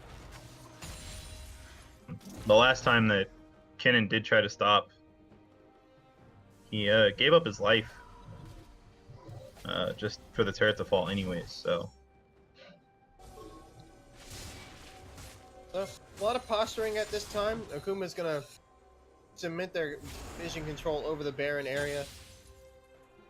And that's all you have to do here. It's always going to hurt for FreeTyler1 to try to walk into here without vision. They're going to, although Alistar is a really good candidate to do so, to just walk in, and so is Sejuani, because they can't be bursted really.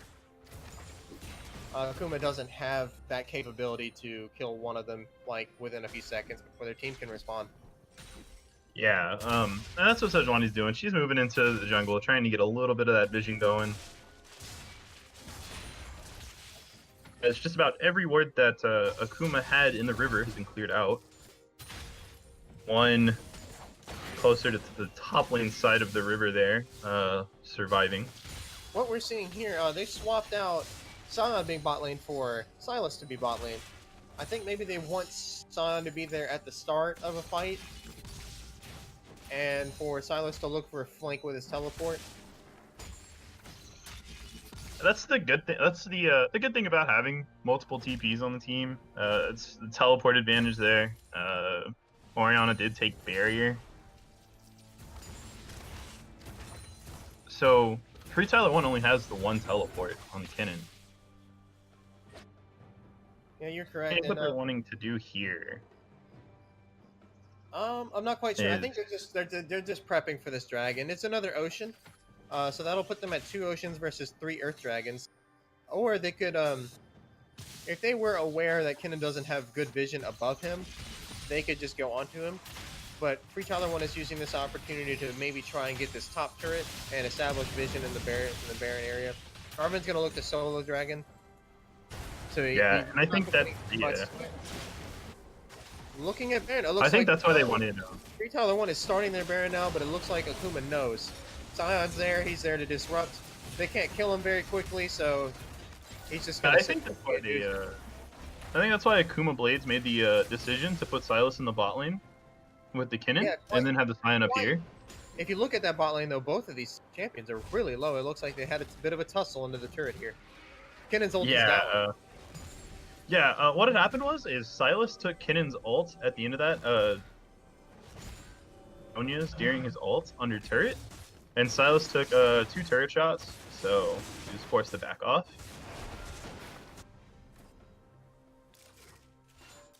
Oh, Looks like they're gonna try to do something to Scion here, but that is. You want to try to death push. They honestly cannot kill him without Tristana available. But Tristana's build is just full crit at this time. It's not going to really excel at taking him down unless he's just really hard locked down. I think in these fights they're going to have to try and ignore him, which could be difficult.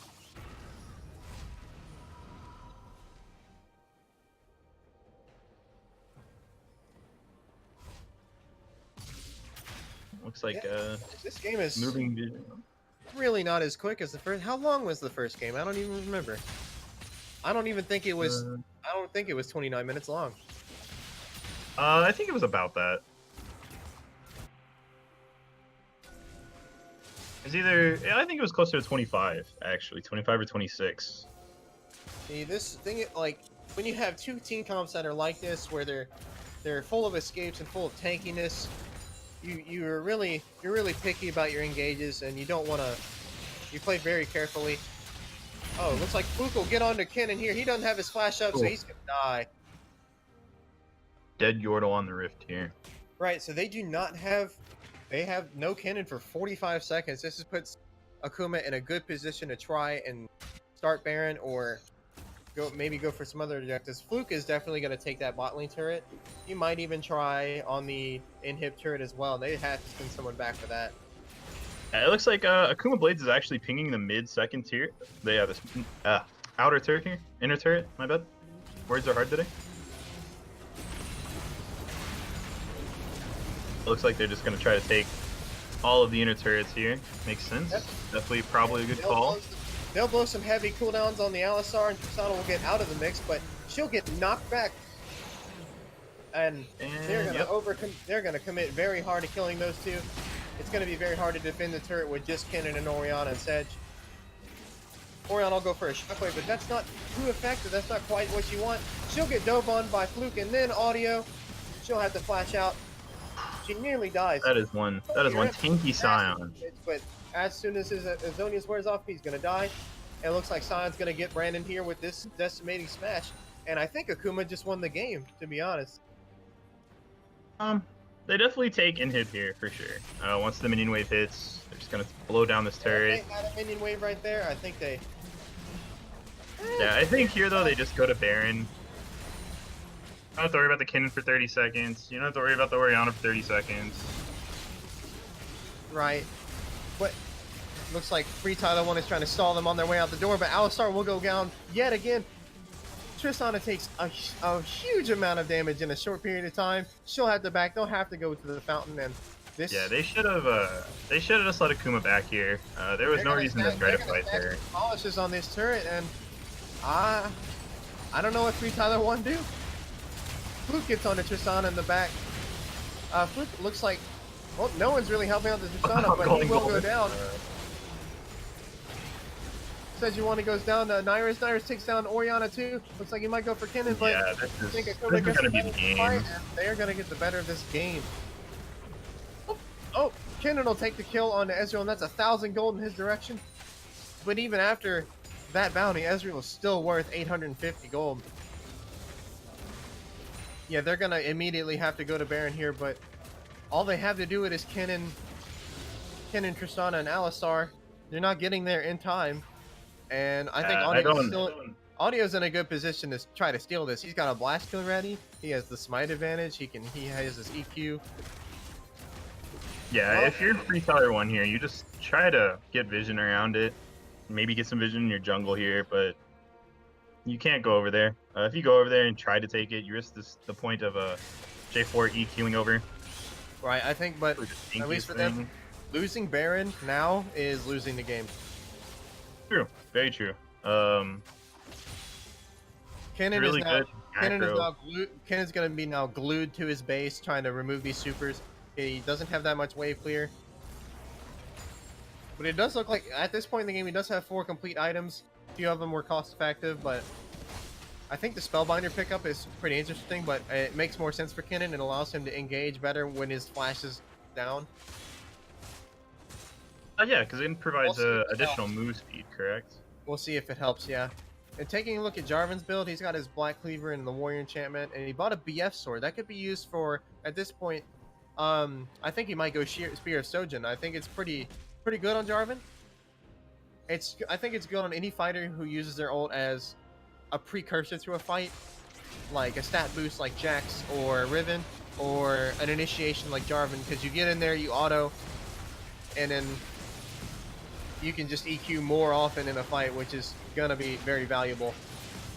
They'll get It's actually really FreeTyler1's really not in the area to contest, but they'll hop off. They'll just randomly stop it. Okay. All right. This is a bit of a head scratcher. They're all gonna base too. I think they're just gonna reset, buy as much stuff as they can, go try for it again. But I think they should have taken it right there. They should have just taken Baron there. I don't know why they gave up on that. They have vision on most of the people in that fight, and they can definitely stop Sejuani before she gets in there. They have all the CC in the world to do that. That was perplexing. But no, they should have just went for the Baron there, because if multiple members show up to this Baron, or it's available to the side of Akuma Blades with an open Nexus. Right, and what they've essentially done is given FreeTyler1 the opportunity to come and start it like they're doing now. But Akuma, maybe they're just like FreeTyler1 is taking this thing down fast. Look at that! Look how fast they kill it. They're gonna take it. Sion coming in from the top. He gets a good initiation in. Kennen is here. I can't even tell what's happening. Ults are flying everywhere. Nyrus is not dead on the background yet. He's hammering into the Sejuani from back. X-Flute goes down. That leaves Akuma with 1 damage dealer, but very close to dropping with that Guardian Angel. They'll clean up the Sion. Why would you do that? Oh goodness, this is taking a turn for the worse for Akuma. Throwing. I really think they should have just taken the Baron when they had it. You have to think Silas at this point is like, wait, 5x my team or 9x my team, please. Like, and that was just it was weird. Like the way they played that fight, I think Fluke went way too far in the back line, and no one was really helping peel for Nyrus, so he wasn't able to get the maximum damage. They only have 2 good damage dealers. I mean, Jarvan's more of an assassin in his damage expression because he's mostly burst. Jarvan's just probably gonna trade his life for 1, maybe 2 people if he's lucky, and Silas there just kind of tunneled onto the Orianna. And it looks like he had turned his BF sword into a Guardian Angel, and now it's already on cooldown. This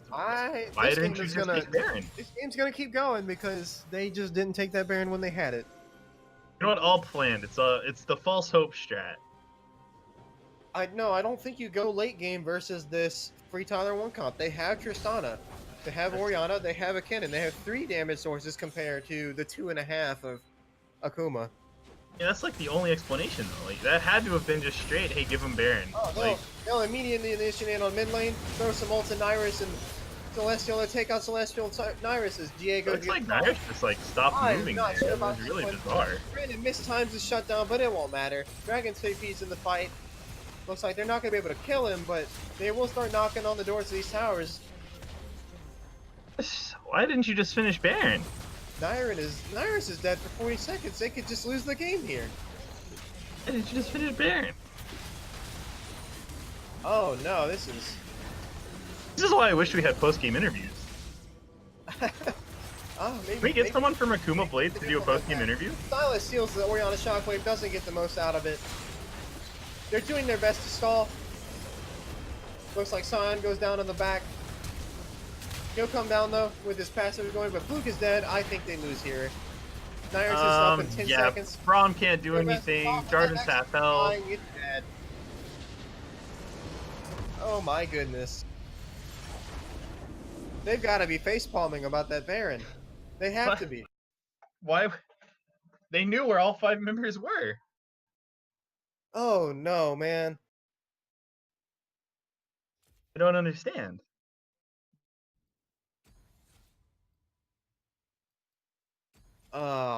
Well, if I had to categorize that game, I'd say big oof. Yeah, definitely on the side of the oof. Well. All right. I guess we'll have a game 3. Well, good stuff to FreeTyler1 for capitalizing on when they understood that Akuma didn't finish the Baron. They understood that they could take it really quickly before Akuma could stop them. So that's what they did, and that's how they won the game. I mean, I do not want to see the same mistake game 3. That would be that'd be a little cringy if you ask me to do at that that twice. point I would almost have to take Akuma out of my playoff predictions, honestly. Like, you can't make mistakes like that, especially not in games that matter. It is All right. Well, we're back in lobby for game 3 now.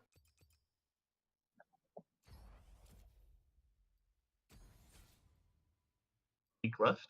Don't mention it to them in the lobby, dude. They've got to know. They've got to understand their mistake. Oh, Don't I'm rub just it. gonna Don't. if they say anything, I'm just gonna say it was wrong, chat.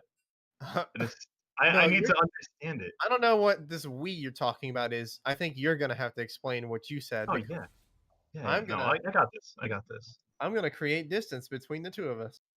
Oh, all right. Okay, fair. I didn't know that. Don't worry about it. Okay.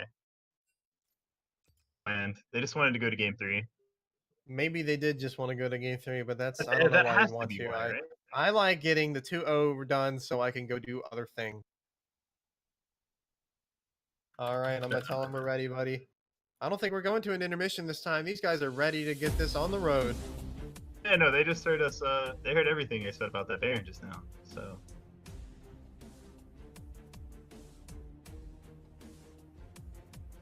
All right. Well.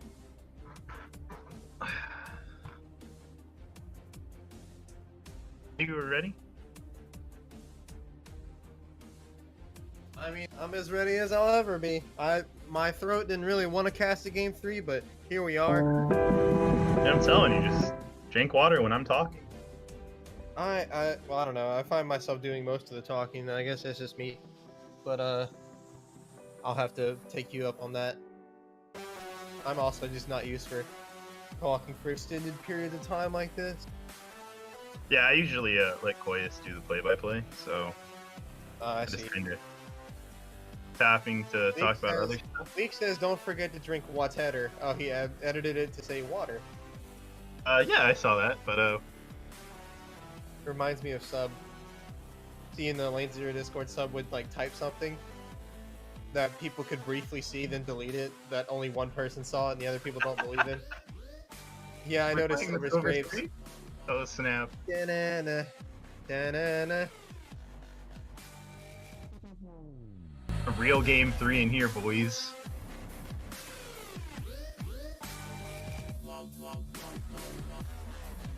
I think it was just all planned. I think just wanted game 3 so they could hear Silver Scrapes. All makes sense now. 100% calculated. Alright, well my monster is empty, so I'm just gonna chug water here.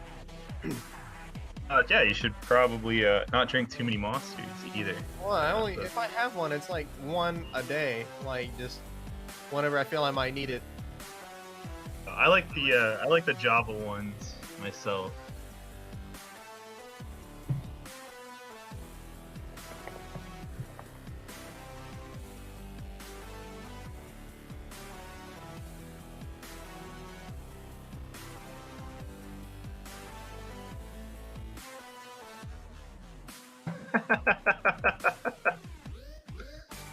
Leek is checking up on our health here, giving us the opportunity to mute and have an intermission, but I think we're gonna keep chugging along here.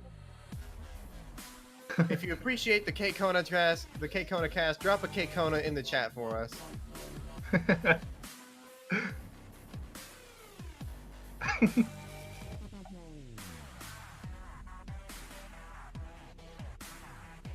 Order.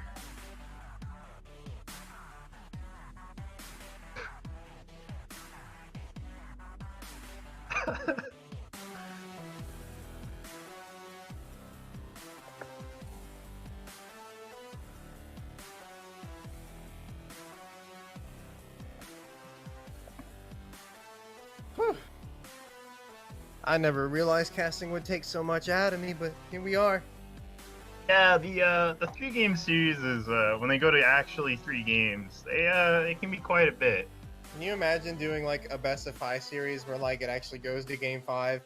Kind of like was it Worlds 2016? No, I think it was 2017. I think it was 2017. It was like SKT versus Samsung. It wasn't 2017 and it wasn't 2016. It had to have been 2015. Hang on. Actually, no, I think it was game 5. And oh, we're in lobby. Never mind. All right, yep. Draft is underway, people. Let's see if I don't even know what was. I don't think it was a draft issue that last game. That was definitely Akuma throwing as hard as it was just an actual throw. All that was, it was an actual throw. They had everything. They had literally every turret down except for I think the top inhib turret. Just actually throw the game.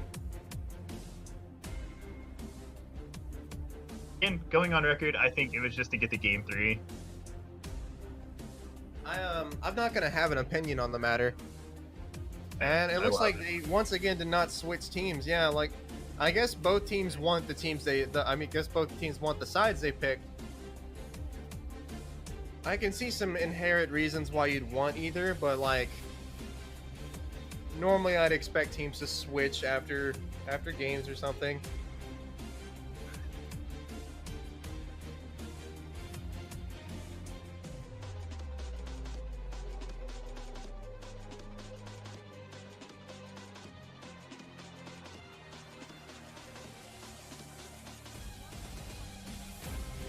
Looks like we just got some Cassiopeia, Lucian, Zoe being banned on the side of FreeTyler1, and then you have Twisted Fate, Riven, and Poppy yet again being banned on the side of Akuma.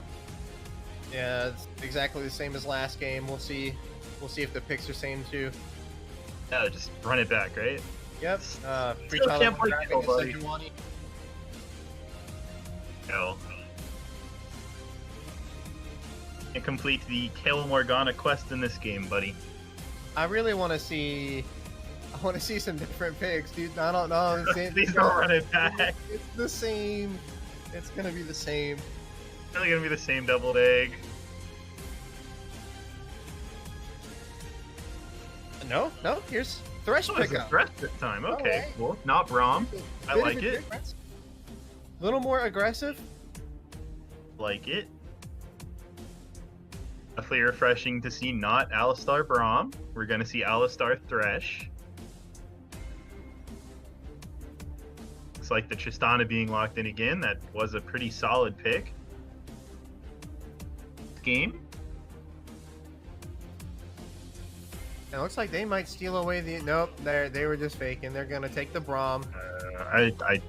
I mean, I think I've been on record before. I think in one of the SFL stream chats, I think personally that Braum into Thresh is probably just basically inting. Yeah, I'm gonna have to agree with you. It looks like Akuma Braum beat a Thresh for the 3rd game in a row. They really do have Dragon on like tank duty here. They just straight up told him, "Hey, we're gonna pick you Scion every game. They're gonna pick you. We're gonna pick you Scion. Every game is available, and you're gonna like it." He's probably like, "All right, cool, whatever." I mean, if it's working, we've been putting in the work. Now, I do want to see them pick preferably not Kinnan into the Scion. I don't think that was the pick. The Scion just got way too tanky for the Kinnan to even... Let me take a look at his OPGG real quick, because I'm not too familiar with everything that Choi plays.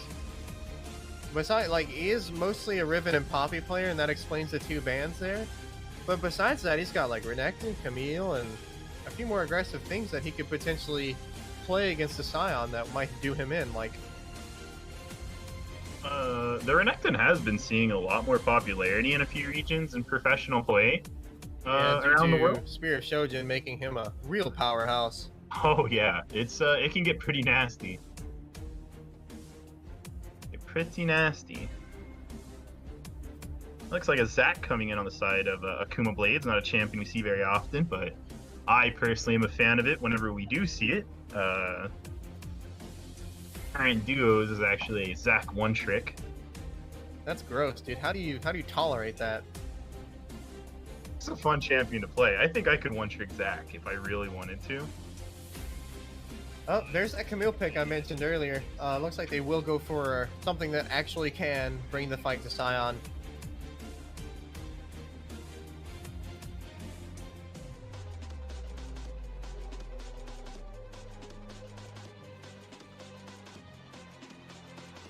Looks like it's probably going to be Camille top. Yeah, definitely. I don't think they... What do you think the alternative is? Sejuani top?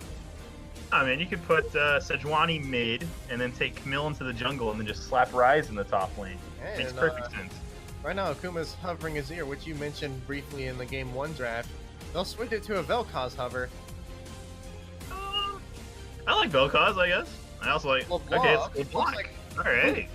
Luke's really going to take the fight to the Ryze. I think Brandon's got to be really careful in this lane phase. I really like both of these teams. Like the Sejuani Camille combo going on, it's like really good. You can lock someone down for just about forever until they're dead. Yes, Camille has a ton of gank assists for lane. Like, if she ults a Sion doesn't just get... He doesn't get to press R and get out of there, because he's gonna... Well, yeah, actually, he'll run into the wall. You can still press R, but it gets stopped, actually. Yeah. Reactions that happened pretty recently. I had a Camille that ulted onto an alpha striking Yi. That was alpha striking me. That's weird. Out of Camille's ult. That sounds like and some like, I spaghetti. didn't take the alpha strike damage, and I'm like... So I just sat there taunting the Yi as he couldn't come out of the Camille ult, and Camille was just beating his face in. Oh no, I think it was really Camille rewarding. is a toxic ability. That's just me. I think her being able to dodge an ability while she's using her ult is a toxic part of her ability. I think her ability itself is perfectly fine. I agree. Well, I agree about the not delaying damage thing, but most of my problem with Camille is how low the CD of hookshot can get for later in the game. Be a little annoying to try to outrun Camille. Leek asked us a question in the chat. He said, if we are Akuma, what are we saying to each other to not tilt in Game 3 to win the series? Well, I would start with the correct... I would start with the fact that they were in a position to win, and they threw it, so all they had to do is not throw. They were playing just fine until they... I'm so confused. They had it, Baron was half HP, they had the damage to kill it, and they just stopped. Just walked away. They just stopped and backed, and then they didn't go back to it. I think they need to realize to commit to what they're doing and not second guess themselves as much. The only thing I can even think about there was that they were scared that Sejuani was gonna Q smite over the wall, but like at that point you just kill the Sejuani and win the game anyways. Right? Doing the super minions, like you're still gonna just win the game at that point. Right. You have 3 teleports. Down, she's alone. You kill her. You go top. They don't engage on you. You don't have to go top at that point. You have 3 teleports to teleport in the base with super minions. I don't understand it. I think what we need to do is forget about it for the duration of this game. And if they lose this game, we can start talking about it again. I think that's probably what they're saying to each other. Like, guys, this is game 3, it's a new game. Don't worry about game 2. Mistakes happen. Just gotta learn from them. Tend to try to be the optimistic, not tiltable guy in my games. So definitely, probably what's happening now is one person speaking, telling them, guys, we got this. Got to close it out. I think they're tilted. I just think they just made a bad call, got punished for it, and it's no big deal. All right, and then he asks us, now, if we're FreeTyler1, what are you trying to do different in the early game to try to come out ahead? Well, I think... convert kills the turret. I think they already answered that for us in picking Camille, because this is it's an excruciating amount of gank assist for Sion to deal with. She can dodge his Q very handily, then follow up with her own stun. She has true damage to get through him late game, and she She can potentially kill him under turret in that later 1v1 in the bot lane when it inevitably happens. Also, it allows them backline access for team fights, which they have not had in their drafts of the past few games. One thing though, FreeTyler1 definitely has to do is they have to keep, wherever they're pushing, they have to keep the sides lit up. They have to keep vision on them because you do have LeBlanc and Zach. So you have to. Yeah, so both of those are on the map. That also lends. Okay, so both of Akuma's damage dealers are super mobile. Camille's ult is like a godsend in this matchup because yeah, Camille's ult was really good. Press R on one of them, and they're not getting away from you. Your team just has that opportunity to kill them. Yeah, that was definitely a very good pick. You can even use it on the Zach if it comes to it, and at that point Zach can't slingshot out, or as we try to load into the game here. Josh swapped out. I think. Did he have fleet footwork last game, or did he have press the attack? I think he had PTA. Yeah, I think he did. So we swapped it out for fleet footwork, and it looks like Camille has brought Conqueror as opposed to the usual press the attack. All right. Everything's pretty standard on the side of Thresh and Braum both have Guardian. Neither of them have like Unsealed, so that's not. I think they're more concerned about shielding. I would have much rather preferred to see Thresh take Aftershock here, as opposed to the Guardian. Guardian is for like poke, and if you're Braum Tristana, you're not gonna poke. You're gonna all in it. Thresh, you can stop that. You know, and I think Guardian was necessary here. I think Aftershock would have been a little bit better. Yeah, I suppose. I think I don't really play tanky supports too much. Probably thinks he's not going to be the primary initiator for team fights, and I think he's going to more so focus on peeling for Ezreal while the other two tanks do tank duty. Because, I mean, what else are Zach and Sion going to do? I think last game especially in that Baron fight, they're going to hook Tristana starting off, get some damage on her with Flute. And she is now at half HP. And that's probably a yeah, it looks like she's going to preview of things to come later on in this game. Sejuani's leash is also going to be less influential. That was a really good hook on the side of Celestial there. Yeah, it was. Also, I think it was blind as well. A little change from the first two games. Choi is not showing immediately into lane. So it is a little bit of a mystery where Sejuani started to them for the first time. I know. I think it's a safe assumption to assume that she started red side still. Yeah, it is pretty safe. However, there's a little bit of a well, maybe they started blue. Just a trade of a couple hits here and there on the Camille Sion. The Sion hits level 2 first. Right. And about Tristana having to back, it doesn't look like that has affected the lane in any capacity, really. I'm not sure. She may be a minion behind, but she's about to get 7 minions of EXP.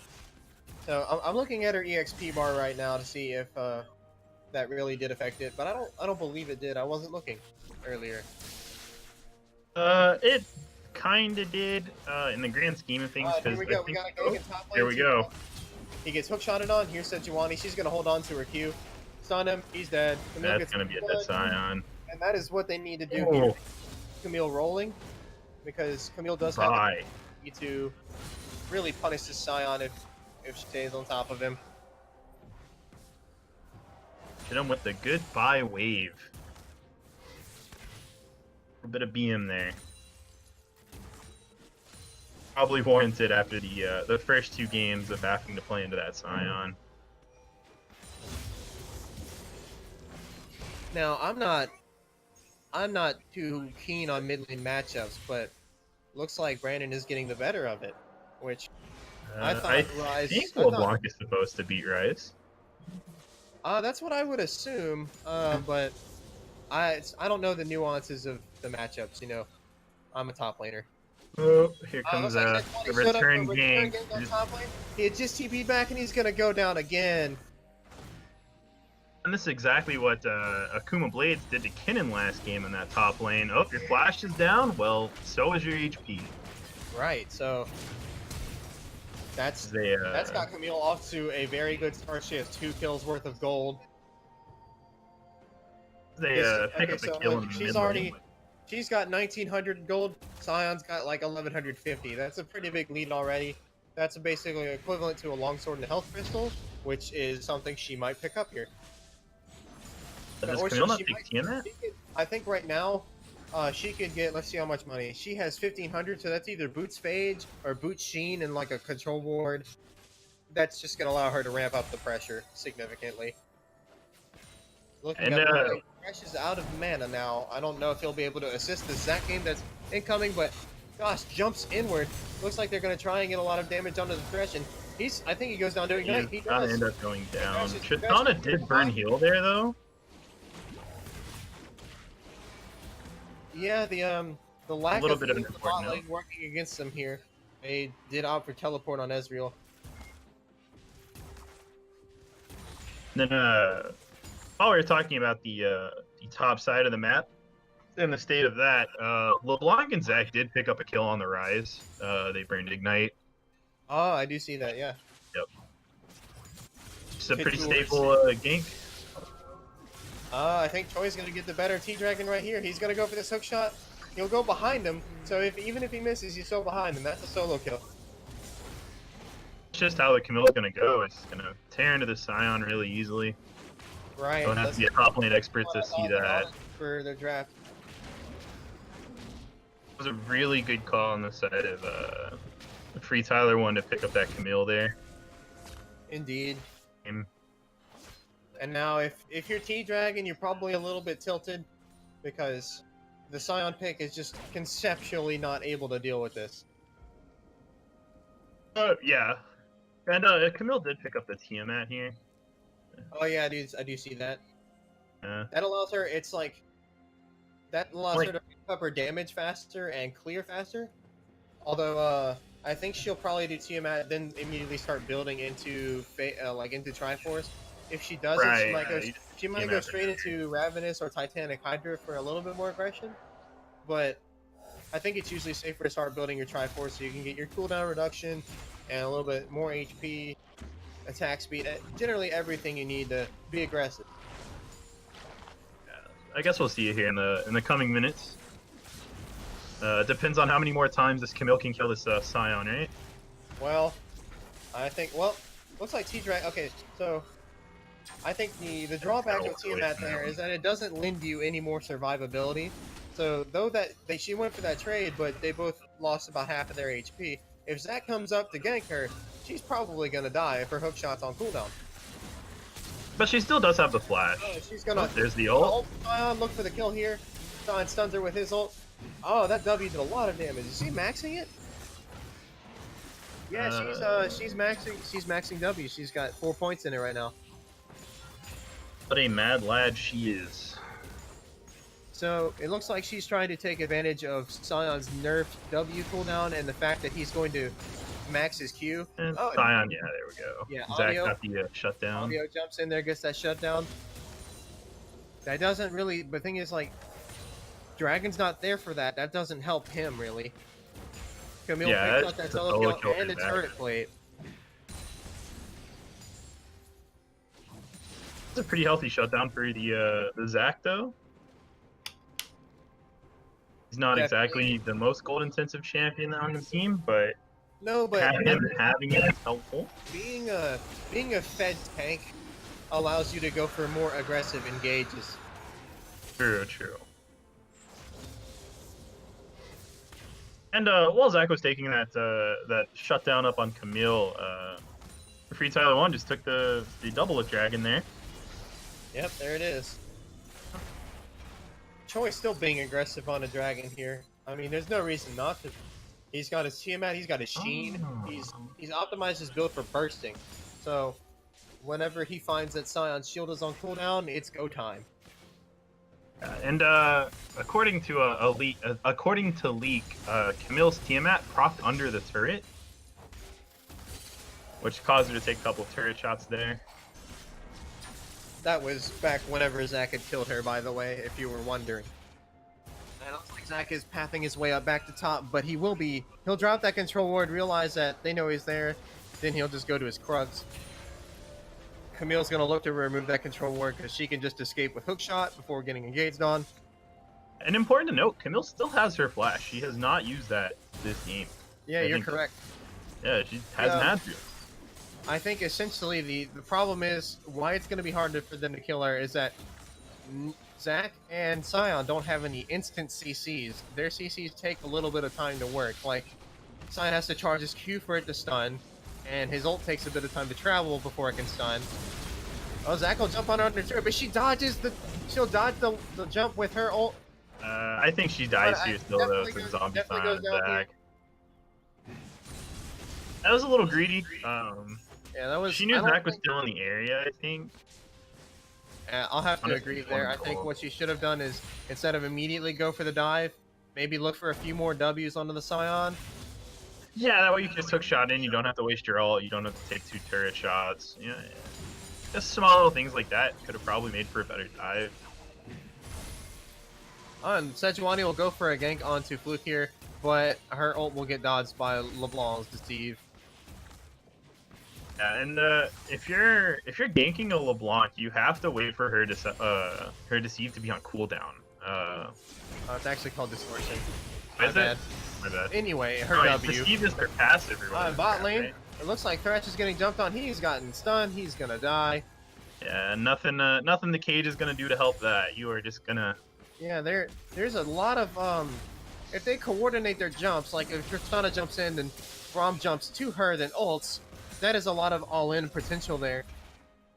Looks like Fluke and Audio are moving down to a gank bot lane. They know that they must know that they have their summoners available, so I don't think any of them died here. I think that was just to force summoners out, honestly. Well, they only got a flash for their troubles. I'm not sure if it was worth.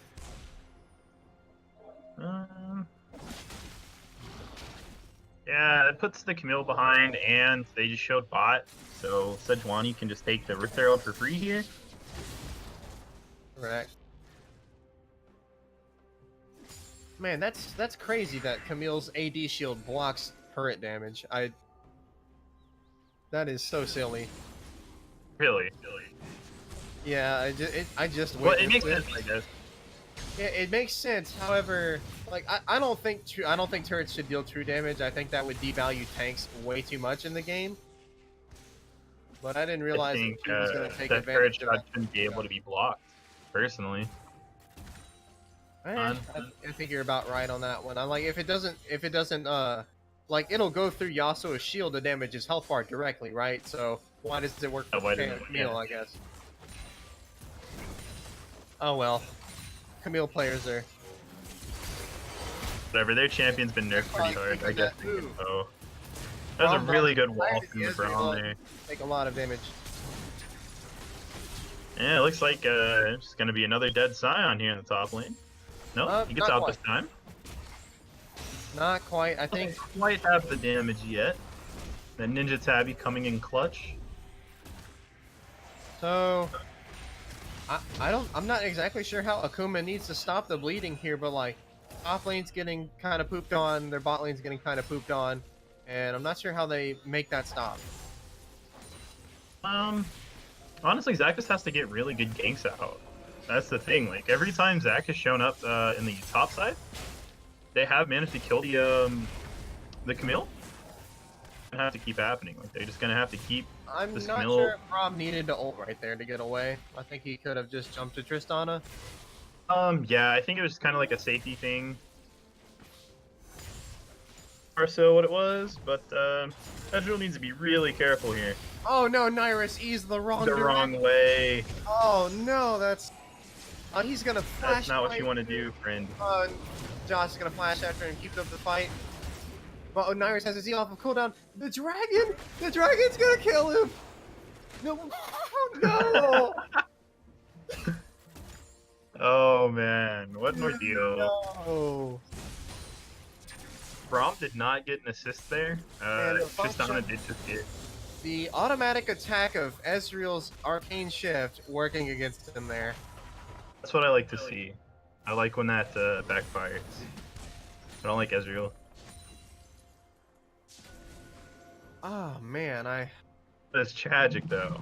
that hurts. That hurts, dude. All right, they're gonna Zac ult Sejuani backwards, and Fluke's gonna try to burst her. But Rise TP's in to save the day. He's gonna throw a little. It's bit not really the target you want to direction. take with Zac ult. Yeah, not quite. Like I don't think they don't have the capacity to just kill Sejuani with a burst. Also, LeBlanc doesn't have a completed item, and Sejuani does have a single null magic. Is that what that's called? Null magic. Yeah, null magic mantle. There we go. Yeah. I know what the item is. I don't know what it's called. Like the other week, I actually forgot what Righteous Glory was called, and I just called it the Go Fasty item. But there's lots of those. But like, everybody knew which one I was talking about. The one for tanks. Yeah. The Go Fasty one for tanks. Yeah. Now, looking at this top lane matchup again, Sion has 2200 HP, and that's significantly more than Camille's 1500. And his base damage for Q is now maxed out. So, if he can get those Qs off in these fights, like it does help. I don't think Camille can just kill him now.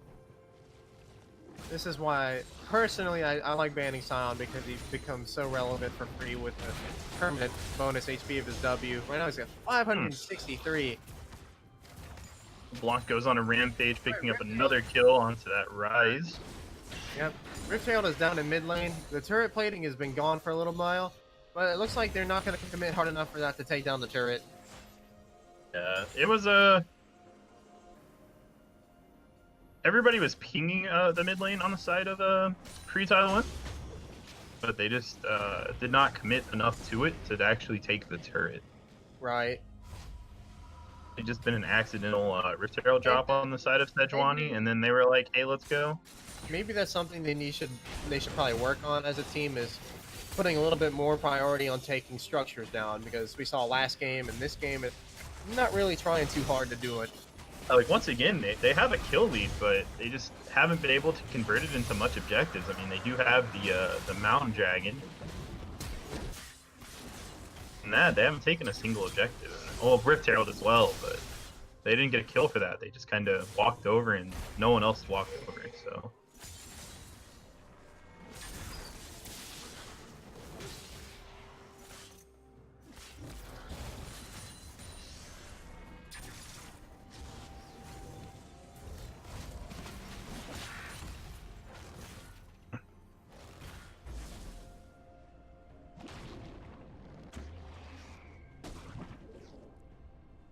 It is interesting though. The Sion is coming back into this game.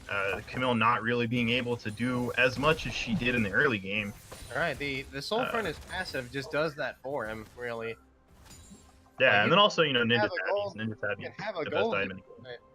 Gold only gets you resources, but that health, that permanent bonus health, is another resource that you can equate to gold.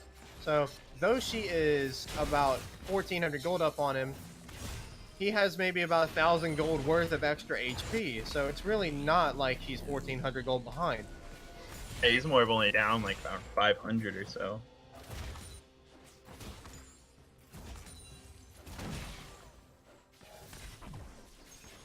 Looks like Zac's just hovering that top side in case the Camille does try to get greedy onto that Sion. The Triforce completed, so this is where we might see Camille going back to... Yeah, she's trying it now, but she's getting hammered by Sion's base damage in this fight. Although Sion may be moving up a little bit too much. Oh, Thresh is flash hooking the Rise. It looks like he's going to go down again. Yeah, no need to try to flash there. Yeah, Luke is 5-0-1 here. Alright, they're going to Zac ult the Camille backwards. She's going to ult to throw him away. Hook shot out, but she's going to have to flash away from that decimating smash. But I think she has to leave the lane now, and I think forfeit that tower. Or unless she wants to TP back to it. TP back to it just because the first tower still hasn't fallen this game. Yeah, that's correct. This is looking like 19 minutes in the game. Oh, there we go. There we go. Tristana took it in the bot side there. Yep. And Camille is using this opportunity with Sion's ult down to maybe try and kill him, but he's going to walk away fine from that one. Camille did not have her ult to stop him from just walking away that time. She did have to burn it to escape in the this fight. Which again, she would be dead if her ult didn't just randomly make her untargetable. Riot, Gonna commit to taking his tower. Oh, I don't know about that TP from Nyrus. That's been wasted now. I think he was relying on Sion being able to somehow stun the Camille. But it just wasn't happening. There's no guarantee of that. There just isn't. She can easily dodge his stun before it's charged up with hookshot, so... maybe a little bit of spaghetti there. Maybe he didn't look at the situation. Maybe he thought the turret just had more HP. Who knows?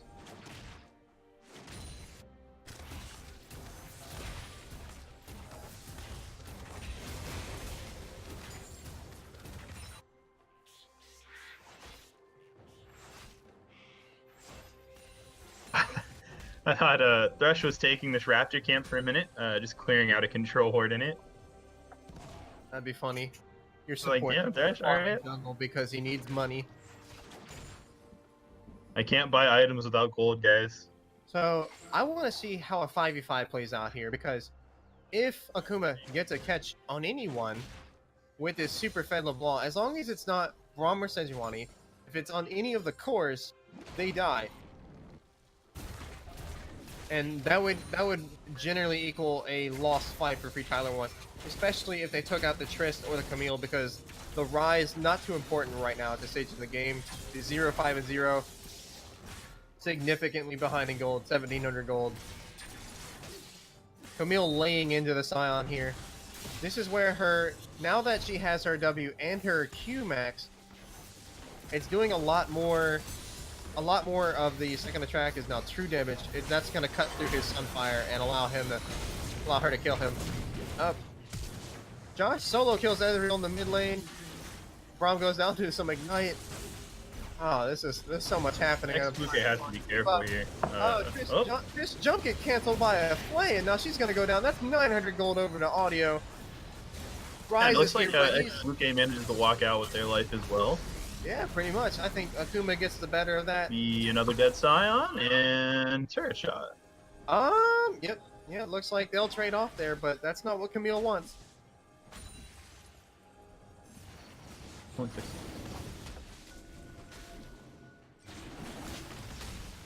Dedicate the series to positional ranks. FreeTyler1's gonna start the dragon, but I don't think they do it fast enough to do it before Zach can get here. Both of them have smites available. Let's see who wins. Audio wins. That's the second smite fight of this series that he's won. I think he's got 12 to level 11. He does have the level advantage. Unfortunately for Brandon, he is flashless and he is dead. Yep, that is going to be one dead Rise. And that will be the first kill Nyrus gets for this game, in stark contrast of last game where he was popping off. My tier item is stronger than your tier item. Flashes away from the ult. They'll kill Tristana and get a hook on the Braum. Man, they're really making the 4v4 work. See, remember what I said earlier? Remember, like, it's okay if your Zach gets some kills because that allows him to go for some really aggressive mid-game engagements. And with the super fed LeBlanc to follow him up on that, they are just killing people back to back. Yeah, and that's what I was talking about in the champ select. Is FreeTyler1 has to keep those sides like really lit up to see where the Zach and the LeBlanc are, because you have to expect that they're. You see that? Oh my goodness! Oh my God, where did Ezreal go? Dude, okay, so Camille's build, she went for Ravenous Hydra and Triforce. That is a ton of damage. Oh! Nyrus kills her mid-hook shot. Unfortunately for her, that build lends her a ton of burst damage, but renders her squishy.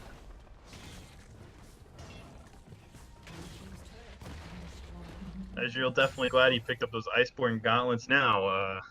Oh yeah, that extra bit of armor definitely kept him alive there. I'm very happy he had I'm sure he may have to change his pants after that one because he took about 90% of his HP in like 2 attacks, which if I was an ADC, I'd be a bit rattled. Especially if you're Ezreal. Ezreal's not supposed to take that much damage so fast. Most of my champ pool is tankier stuff than that. If someone hit me that hard, I would shit a brick. See, like, to me, like, that kind of stuff happens all the time, because I made a champion that has, like, 480 HP at level 1, so... Yeah, I don't know how you tolerate that, getting one shot all the time. You just avoid getting one shot as much as possible. I guess. What sucks is that the people that one shot often have lots of mobility, like Camille does. So yeah, like the one champion recently that I've been hating is Jarvan 4, actually. Yeah. I don't know if you know this or not, but sometimes he can just flag and drag you and kill you. Like, there's not much else needed. Alright, not too much to do on the map at this time. FreeTyler1, in stark contrast to last game, is up on towers. They've taken all of Akuma's outer towers, which allows them a little more freedom of the map. And if you look at this, they have Ryze up against the Scion in the lane, and LeBlanc up against the Camille. Now, the Camille versus LeBlanc, I'm not sure how exactly that goes. I think LeBlanc dodges hookshot and maybe kills Camille. I don't know, though, because if Camille gets on top of the LeBlanc...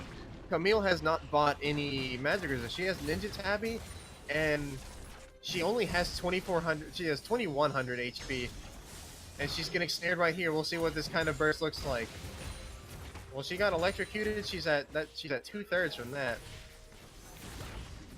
That was just a missile and I think a Q and an auto. Right. She didn't even use distortion. She didn't even use her ult, and it looks like they're gonna. No, they're gonna choose not to go onto the Scion here. I don't know. At this point, there's not too much reason. He's stacking up lots of armor. He's got 3,500 HP. He's entered the mid game Scion mode where it's such a hassle to kill him, and it takes so long that it's not worth doing it. Yeah, I just got to keep the wave pushed into him so it can't really get anything. And meanwhile, Ryze going down for the 7th time this game. He is just getting bent over a garbage can. Actually not worth gold anymore. He's 0-7, 0 assists. Like, he's just not worth any gold. Right, but killing him's not necessarily about the gold. It's about keeping him down. Correct. Keeping him off the rift. If he is off the rift, he cannot farm. He can't get EXP. He can't farm. He can't make plays with his team with his ult.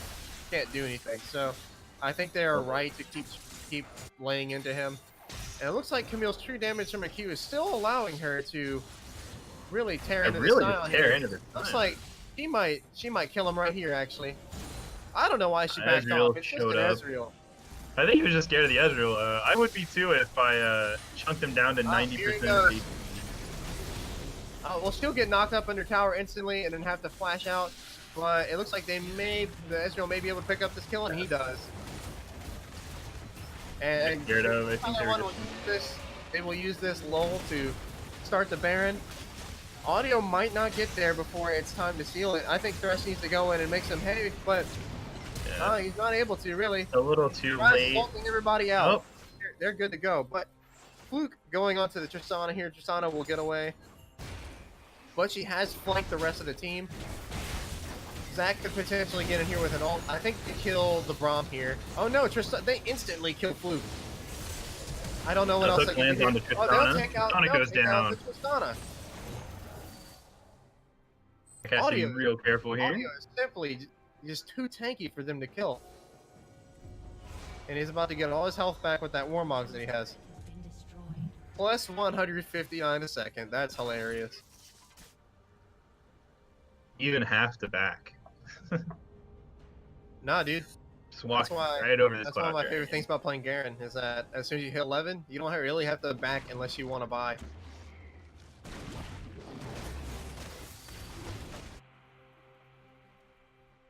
All right. Audio and Iris will take this Cloud Drake because it's uncontested, much like that Baron was. Setuani will use the Blasting Cone to go over, but she's going to Q right back over, it looks like. Oh no, she's gonna queue into the team. Going in. They're gonna engage. They're gonna getting a kill onto Ezreal. Looks like a big Scion comes in and knocks up both of them, and Nyrus will get out because of that. He'll throw his ult back into the mix, but it'll get blocked by Braum. Oh man. And that's looking like that's a double for Fluke. And they have lost 3 people. They're down to only the Rise and Tristana, and that's really not going to be enough to deter anybody. Audio's just going to walk up to him. They're going to kill him. Tristana's here for some reason. I don't know why she's even getting involved. I think she just showed up to maybe try to help the Rise. They still have the spot outer turret. There's just no help you can offer. You're up against people that can dash right after you hit them back. You're up against Zach, who has gap closers. Up against LeBlanc, who has gap closers. Ezreal has gap closers. I'm not saying I think he was just there for emotional support at that point. Quite possibly, and now he dies to Fluke because he is, I don't know, just dawdling around where he can be killed. Yeah, and that was very well played on the side of the Akuma Blades there.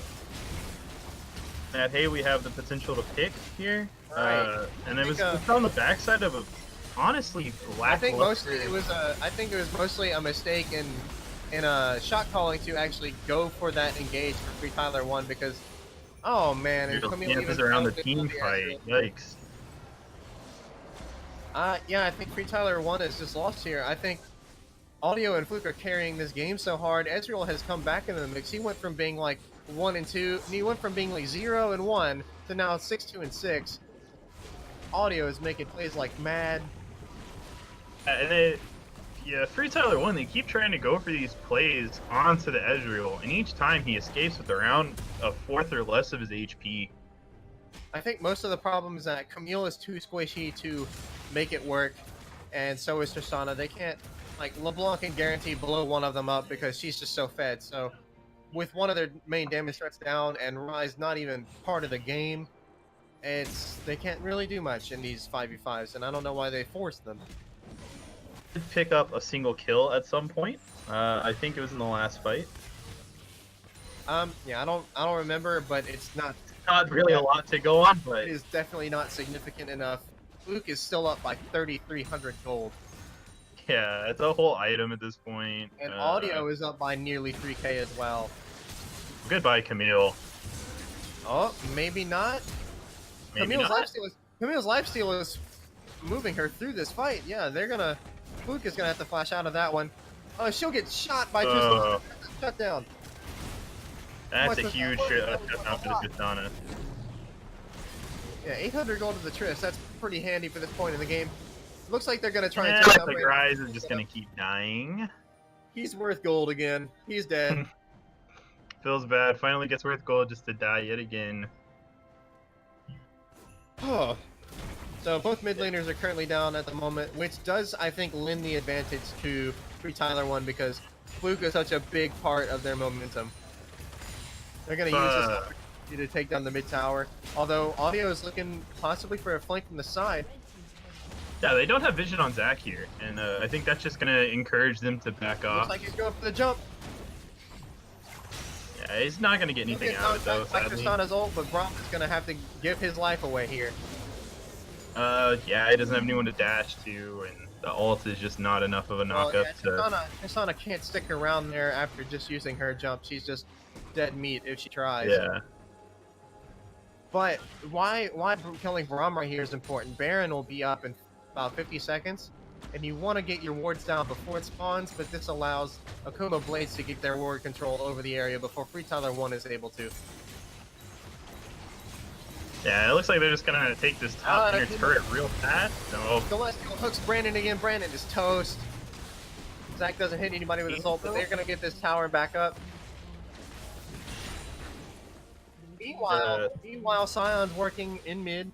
He's getting that push. He's gonna bring that to the inhib tower.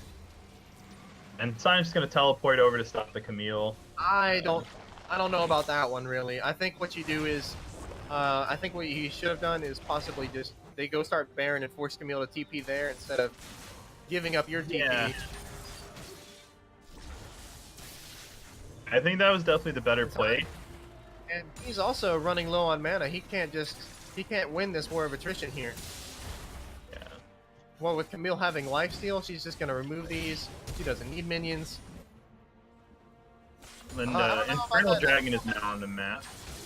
Eugen sort of just failed to flash engage on the Fluke. I'm not sure why they did that. It looks like Braum is, and once again, in a bit of a pickle here. He's gonna flash out, and he's probably still gonna go down to Audio here, and he does. Yeah, Audio has to burn flash, and I believe it's his W that is the.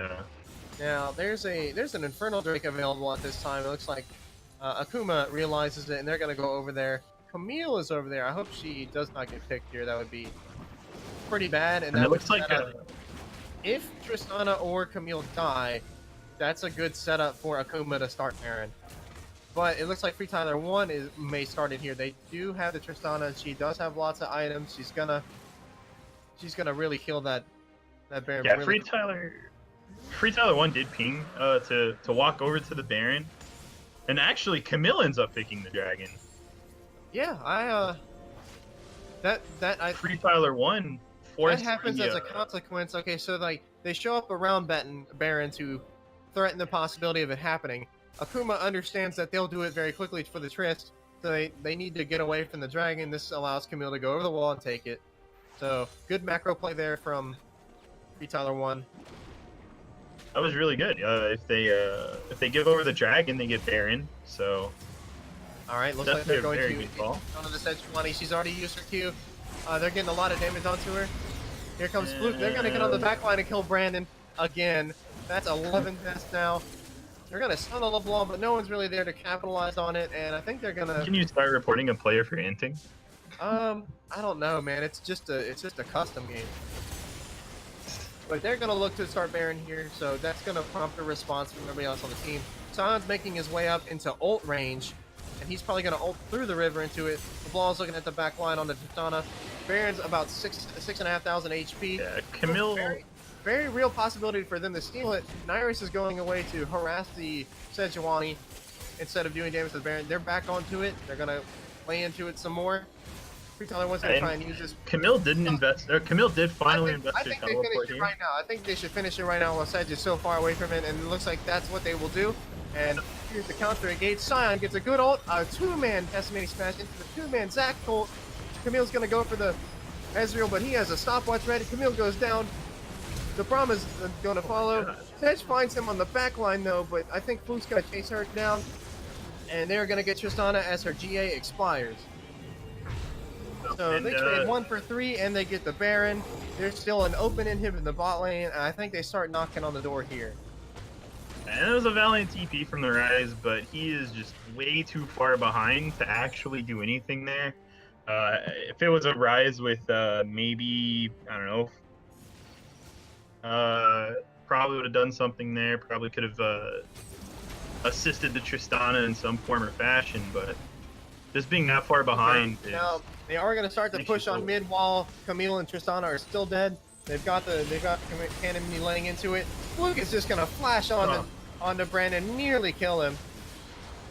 But it looks like Eugen. Oh, they're going to take Fluke down, but it looks like Audio is getting really low here. He's going to manage to make it out away from the Rise. He's going to pull these two together and ult them both. But really, they don't have a lot of damage here. They don't have the Ezreal and they don't have the mid laner now. But Sion's base damage is lending a lot to it. He's running out of mana, though. Back off here, never mind. He's going to die to the Sion. Also get past. Camille is looking. Yeah, they're gonna kill Audio here. Oh, he may get away. He gets flashed on, and that's going to be a 900 gold shutdown over to Camille. And Sion just really can't do anything to this Tristana. He does have armor, but Tristana's going to shoot him 50 times. What I think you should take advantage of is that she did not offer any lifesteal. Look at her build. It's full crit. She has a GA and a Lord Dominix.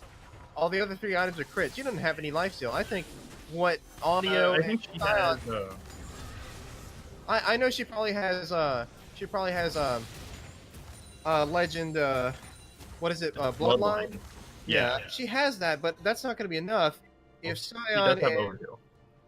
I know, but if Sion and Zac buy Thornmails, that negates all of her lifesteal and maybe even hurts her on attack.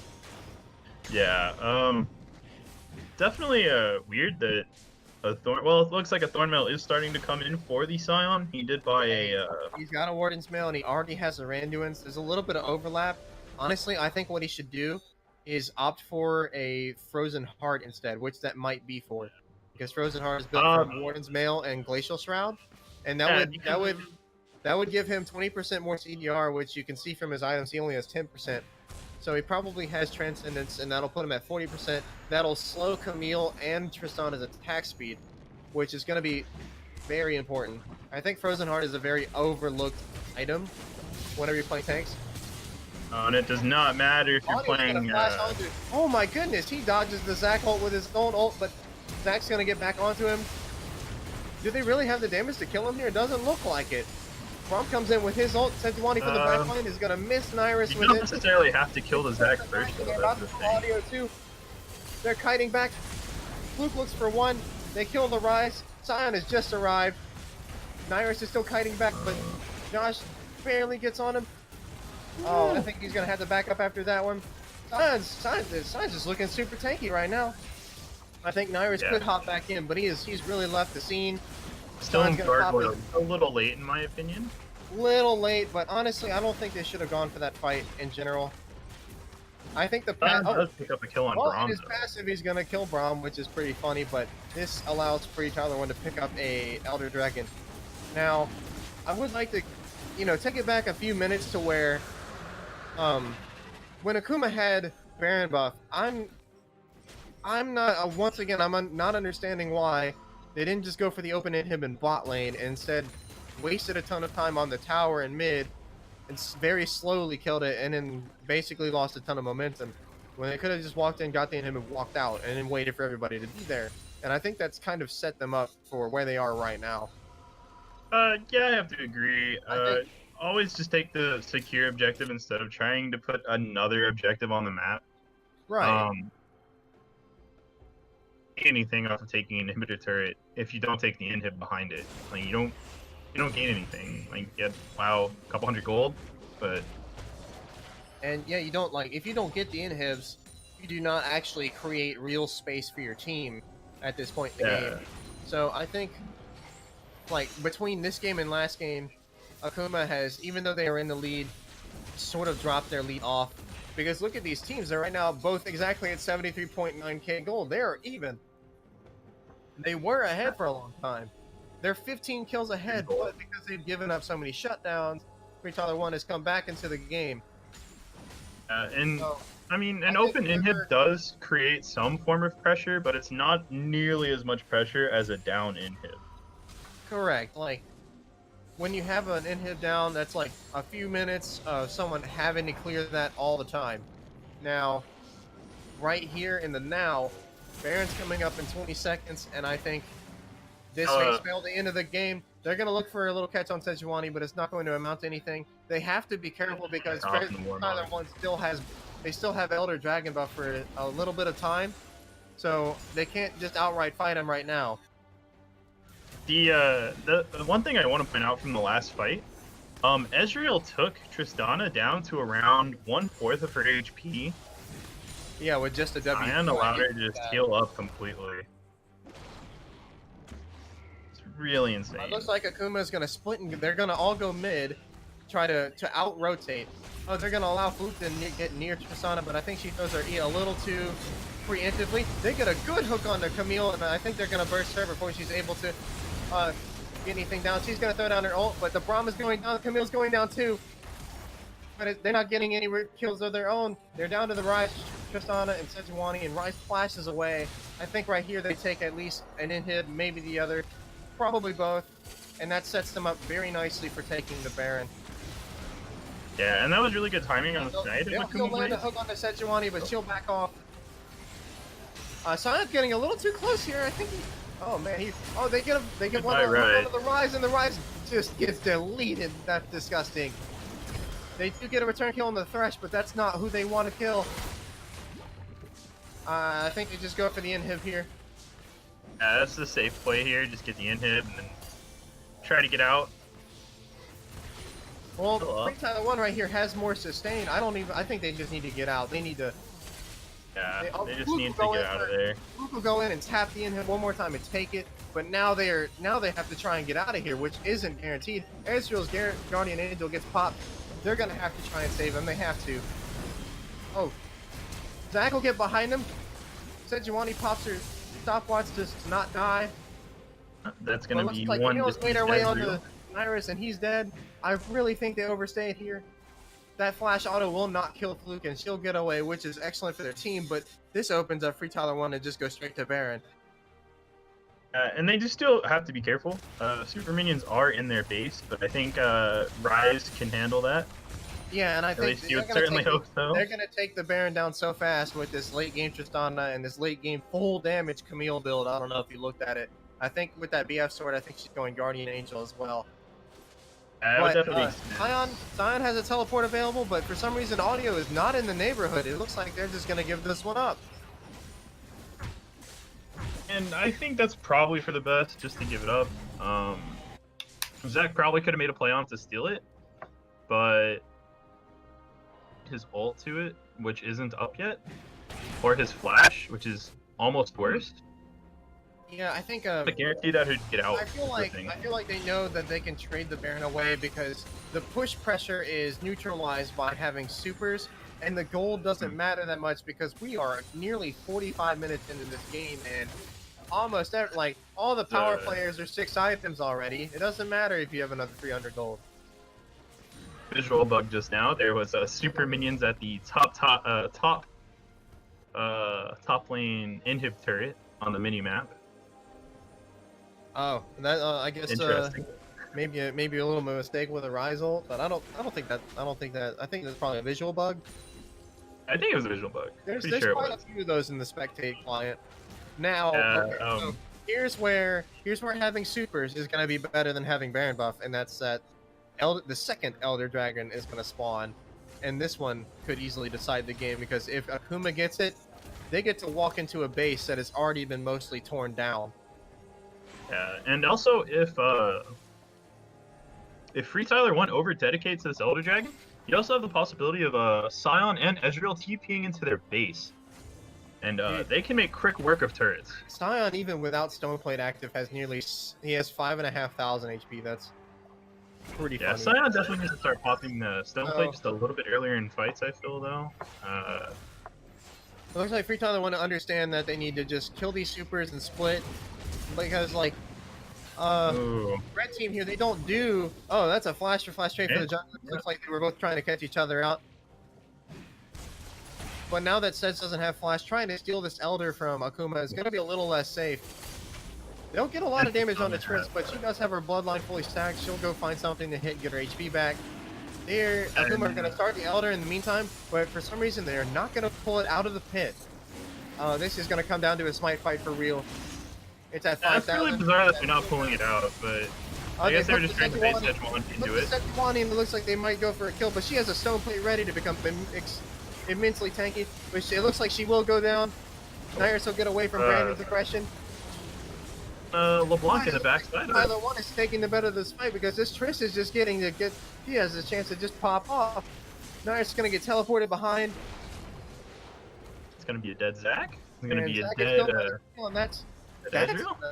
I think they just end here. They still have Baron. It looks like they're going to TP to the wave that they have. Fluke is dead for 40. They have 40 seconds to work with, and they still have Baron left, man. I think this might be lights out. Definitely get an inhib if they're lucky, though. I think they should just stay on the dragon. Rise TPing was a little awkward to me. Oh no, see, Rise uses this opportunity. He's definitely going to get the inhib here. Like, I don't think Sion stops him. He's got enough AP to do chunks of damage to this tower. Look, he's going to kill it in 5 hits. Yeah. And he's going to do the same thing to the inhib. The problem is he doesn't have ult, well, he does have flash still, so I guess he can still kind of get out there. There's no one else but the Sion to try to stop him, and now he has a second Elder. He can kill him if he wants to. True. He's doing a lot of damage to that Sion. What? Sion's really got to back up here. He might die. Yeah, Sion's going to have to ult out. That's unfortunate. Oh, but Fluke is going to use this opportunity to try to get onto him. Rise has no ult and no flash. Oh my goodness, that damage. Whew. That's hurting. And at this point, FreeTyler1's comp has simply outscaled. Like, your damage sources on red team, they are a burst mage and like a kitey caster 80 carry that's just not as good as hard auto attack DPS. Rise throwing spells out like a machine gun like he is, and Camille actually has damage compared to Scion. They can no longer protect Ezreal and LeBlanc from the Camille ultimate that one of them can't get out of. Yeah, LeBlanc actually in the last fight over the other guy game... got straight popped by Camille. Like instantly. Yeah, pretty much. Like I don't see a pathway to victory for Akuma Blades anymore. Yeah, I think their window has closed. Rise now, like, even though it was down, he was at like 1-11-2 at some point in the game. It doesn't matter once you hit level 18 and once you've been able to farm up. You can die like 50 times, but as long as you hit that level 18. I just think those macro mistakes after Akuma's first Baron cost them the game because they threw away their momentum again. And I think they've really got to work on that. Yeah, I definitely have to agree. So right now we have everybody posturing around mid lane. You cannot fight into this team that's outscaled you and has double Elder. And they're taking the turret down. Dragon's a bit caught out, but it doesn't look like he'll get aggressed on anymore. Those Rise spells are hitting him for like 500 each. He's just chunking him out. If Akuma understands the game, they know that they've got to go in here. Right, Zach gets a huge ult. They kill the Braum off. It looks like they might. Sejuani's going to follow. But who goes down? All they have for damage is both with GA still. Yeah, and I think looks like their tanks are about to go down. Nyrus is in an awkward position, but Josh has gone too deep, and that's going to be his Guardian Angel. I think he dies here. Yeah, he is toast. I think. Oh, and he's gonna.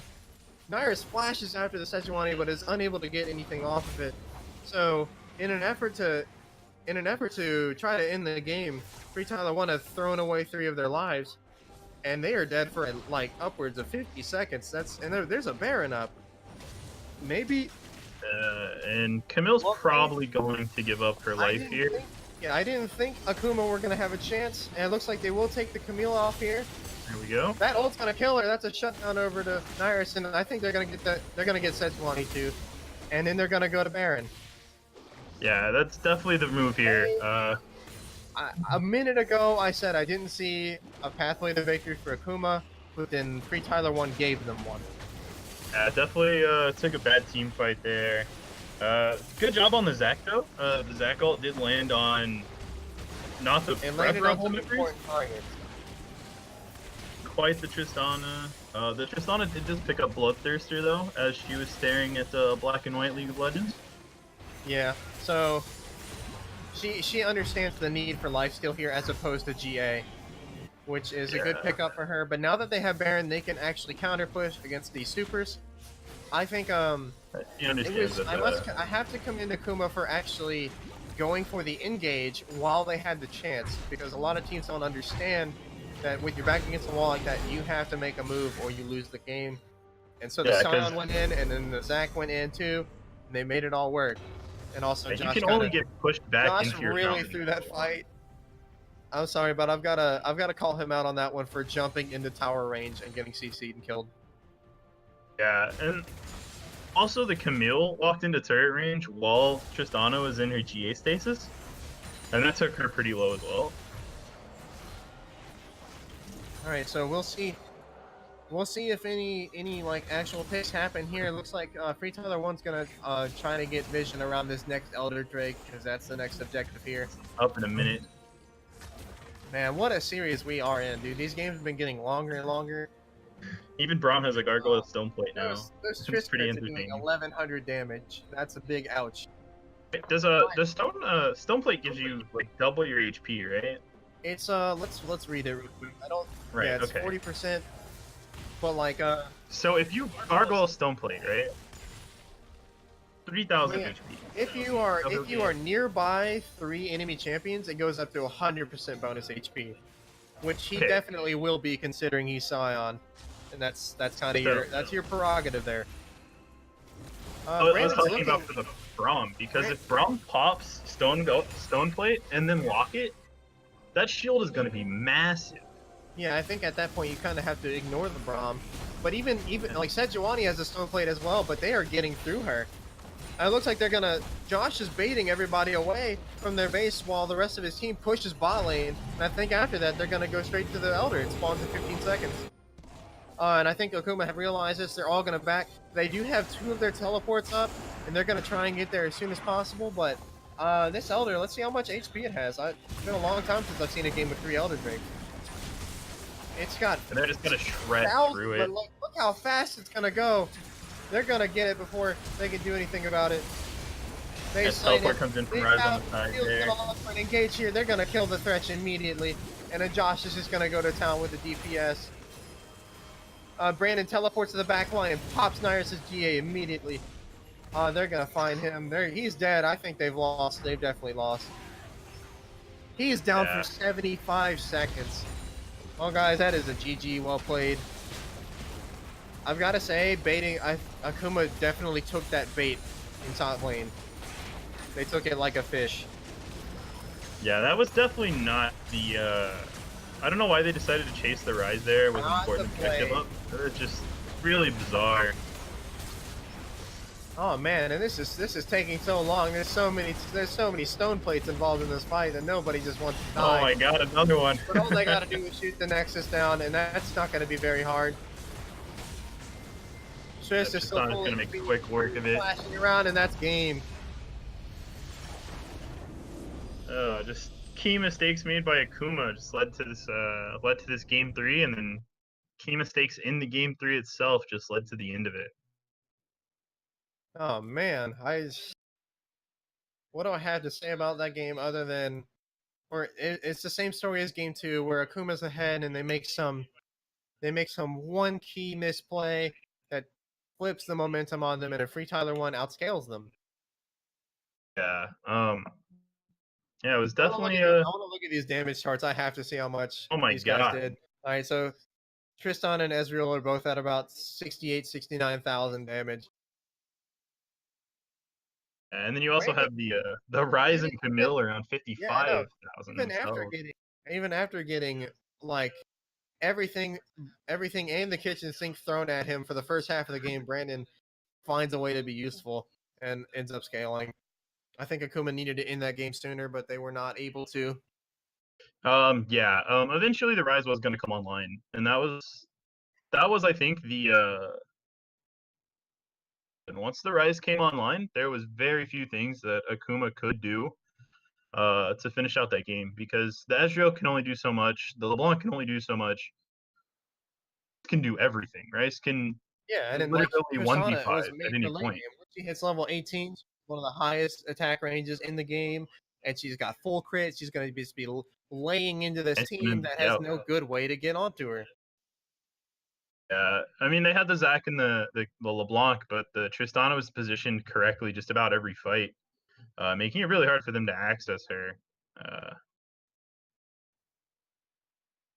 It was definitely well played on the side of FreeTyler1. Man, when I asked Fallen if I can cast this game because they were looking for casters, I didn't think I'd be talking for over 2 hours. My throat is so dry. Definitely have to make sure to keep the water intake up, my man. I know, dude. I've gone through like over a pint of water. Like I had my tall glass, like when we started, I had like tall glass of water, and then I had like 3 water bottles, and I'm down to like the last few drops of the 3rd bottle. So Jesus, dude. Yeah.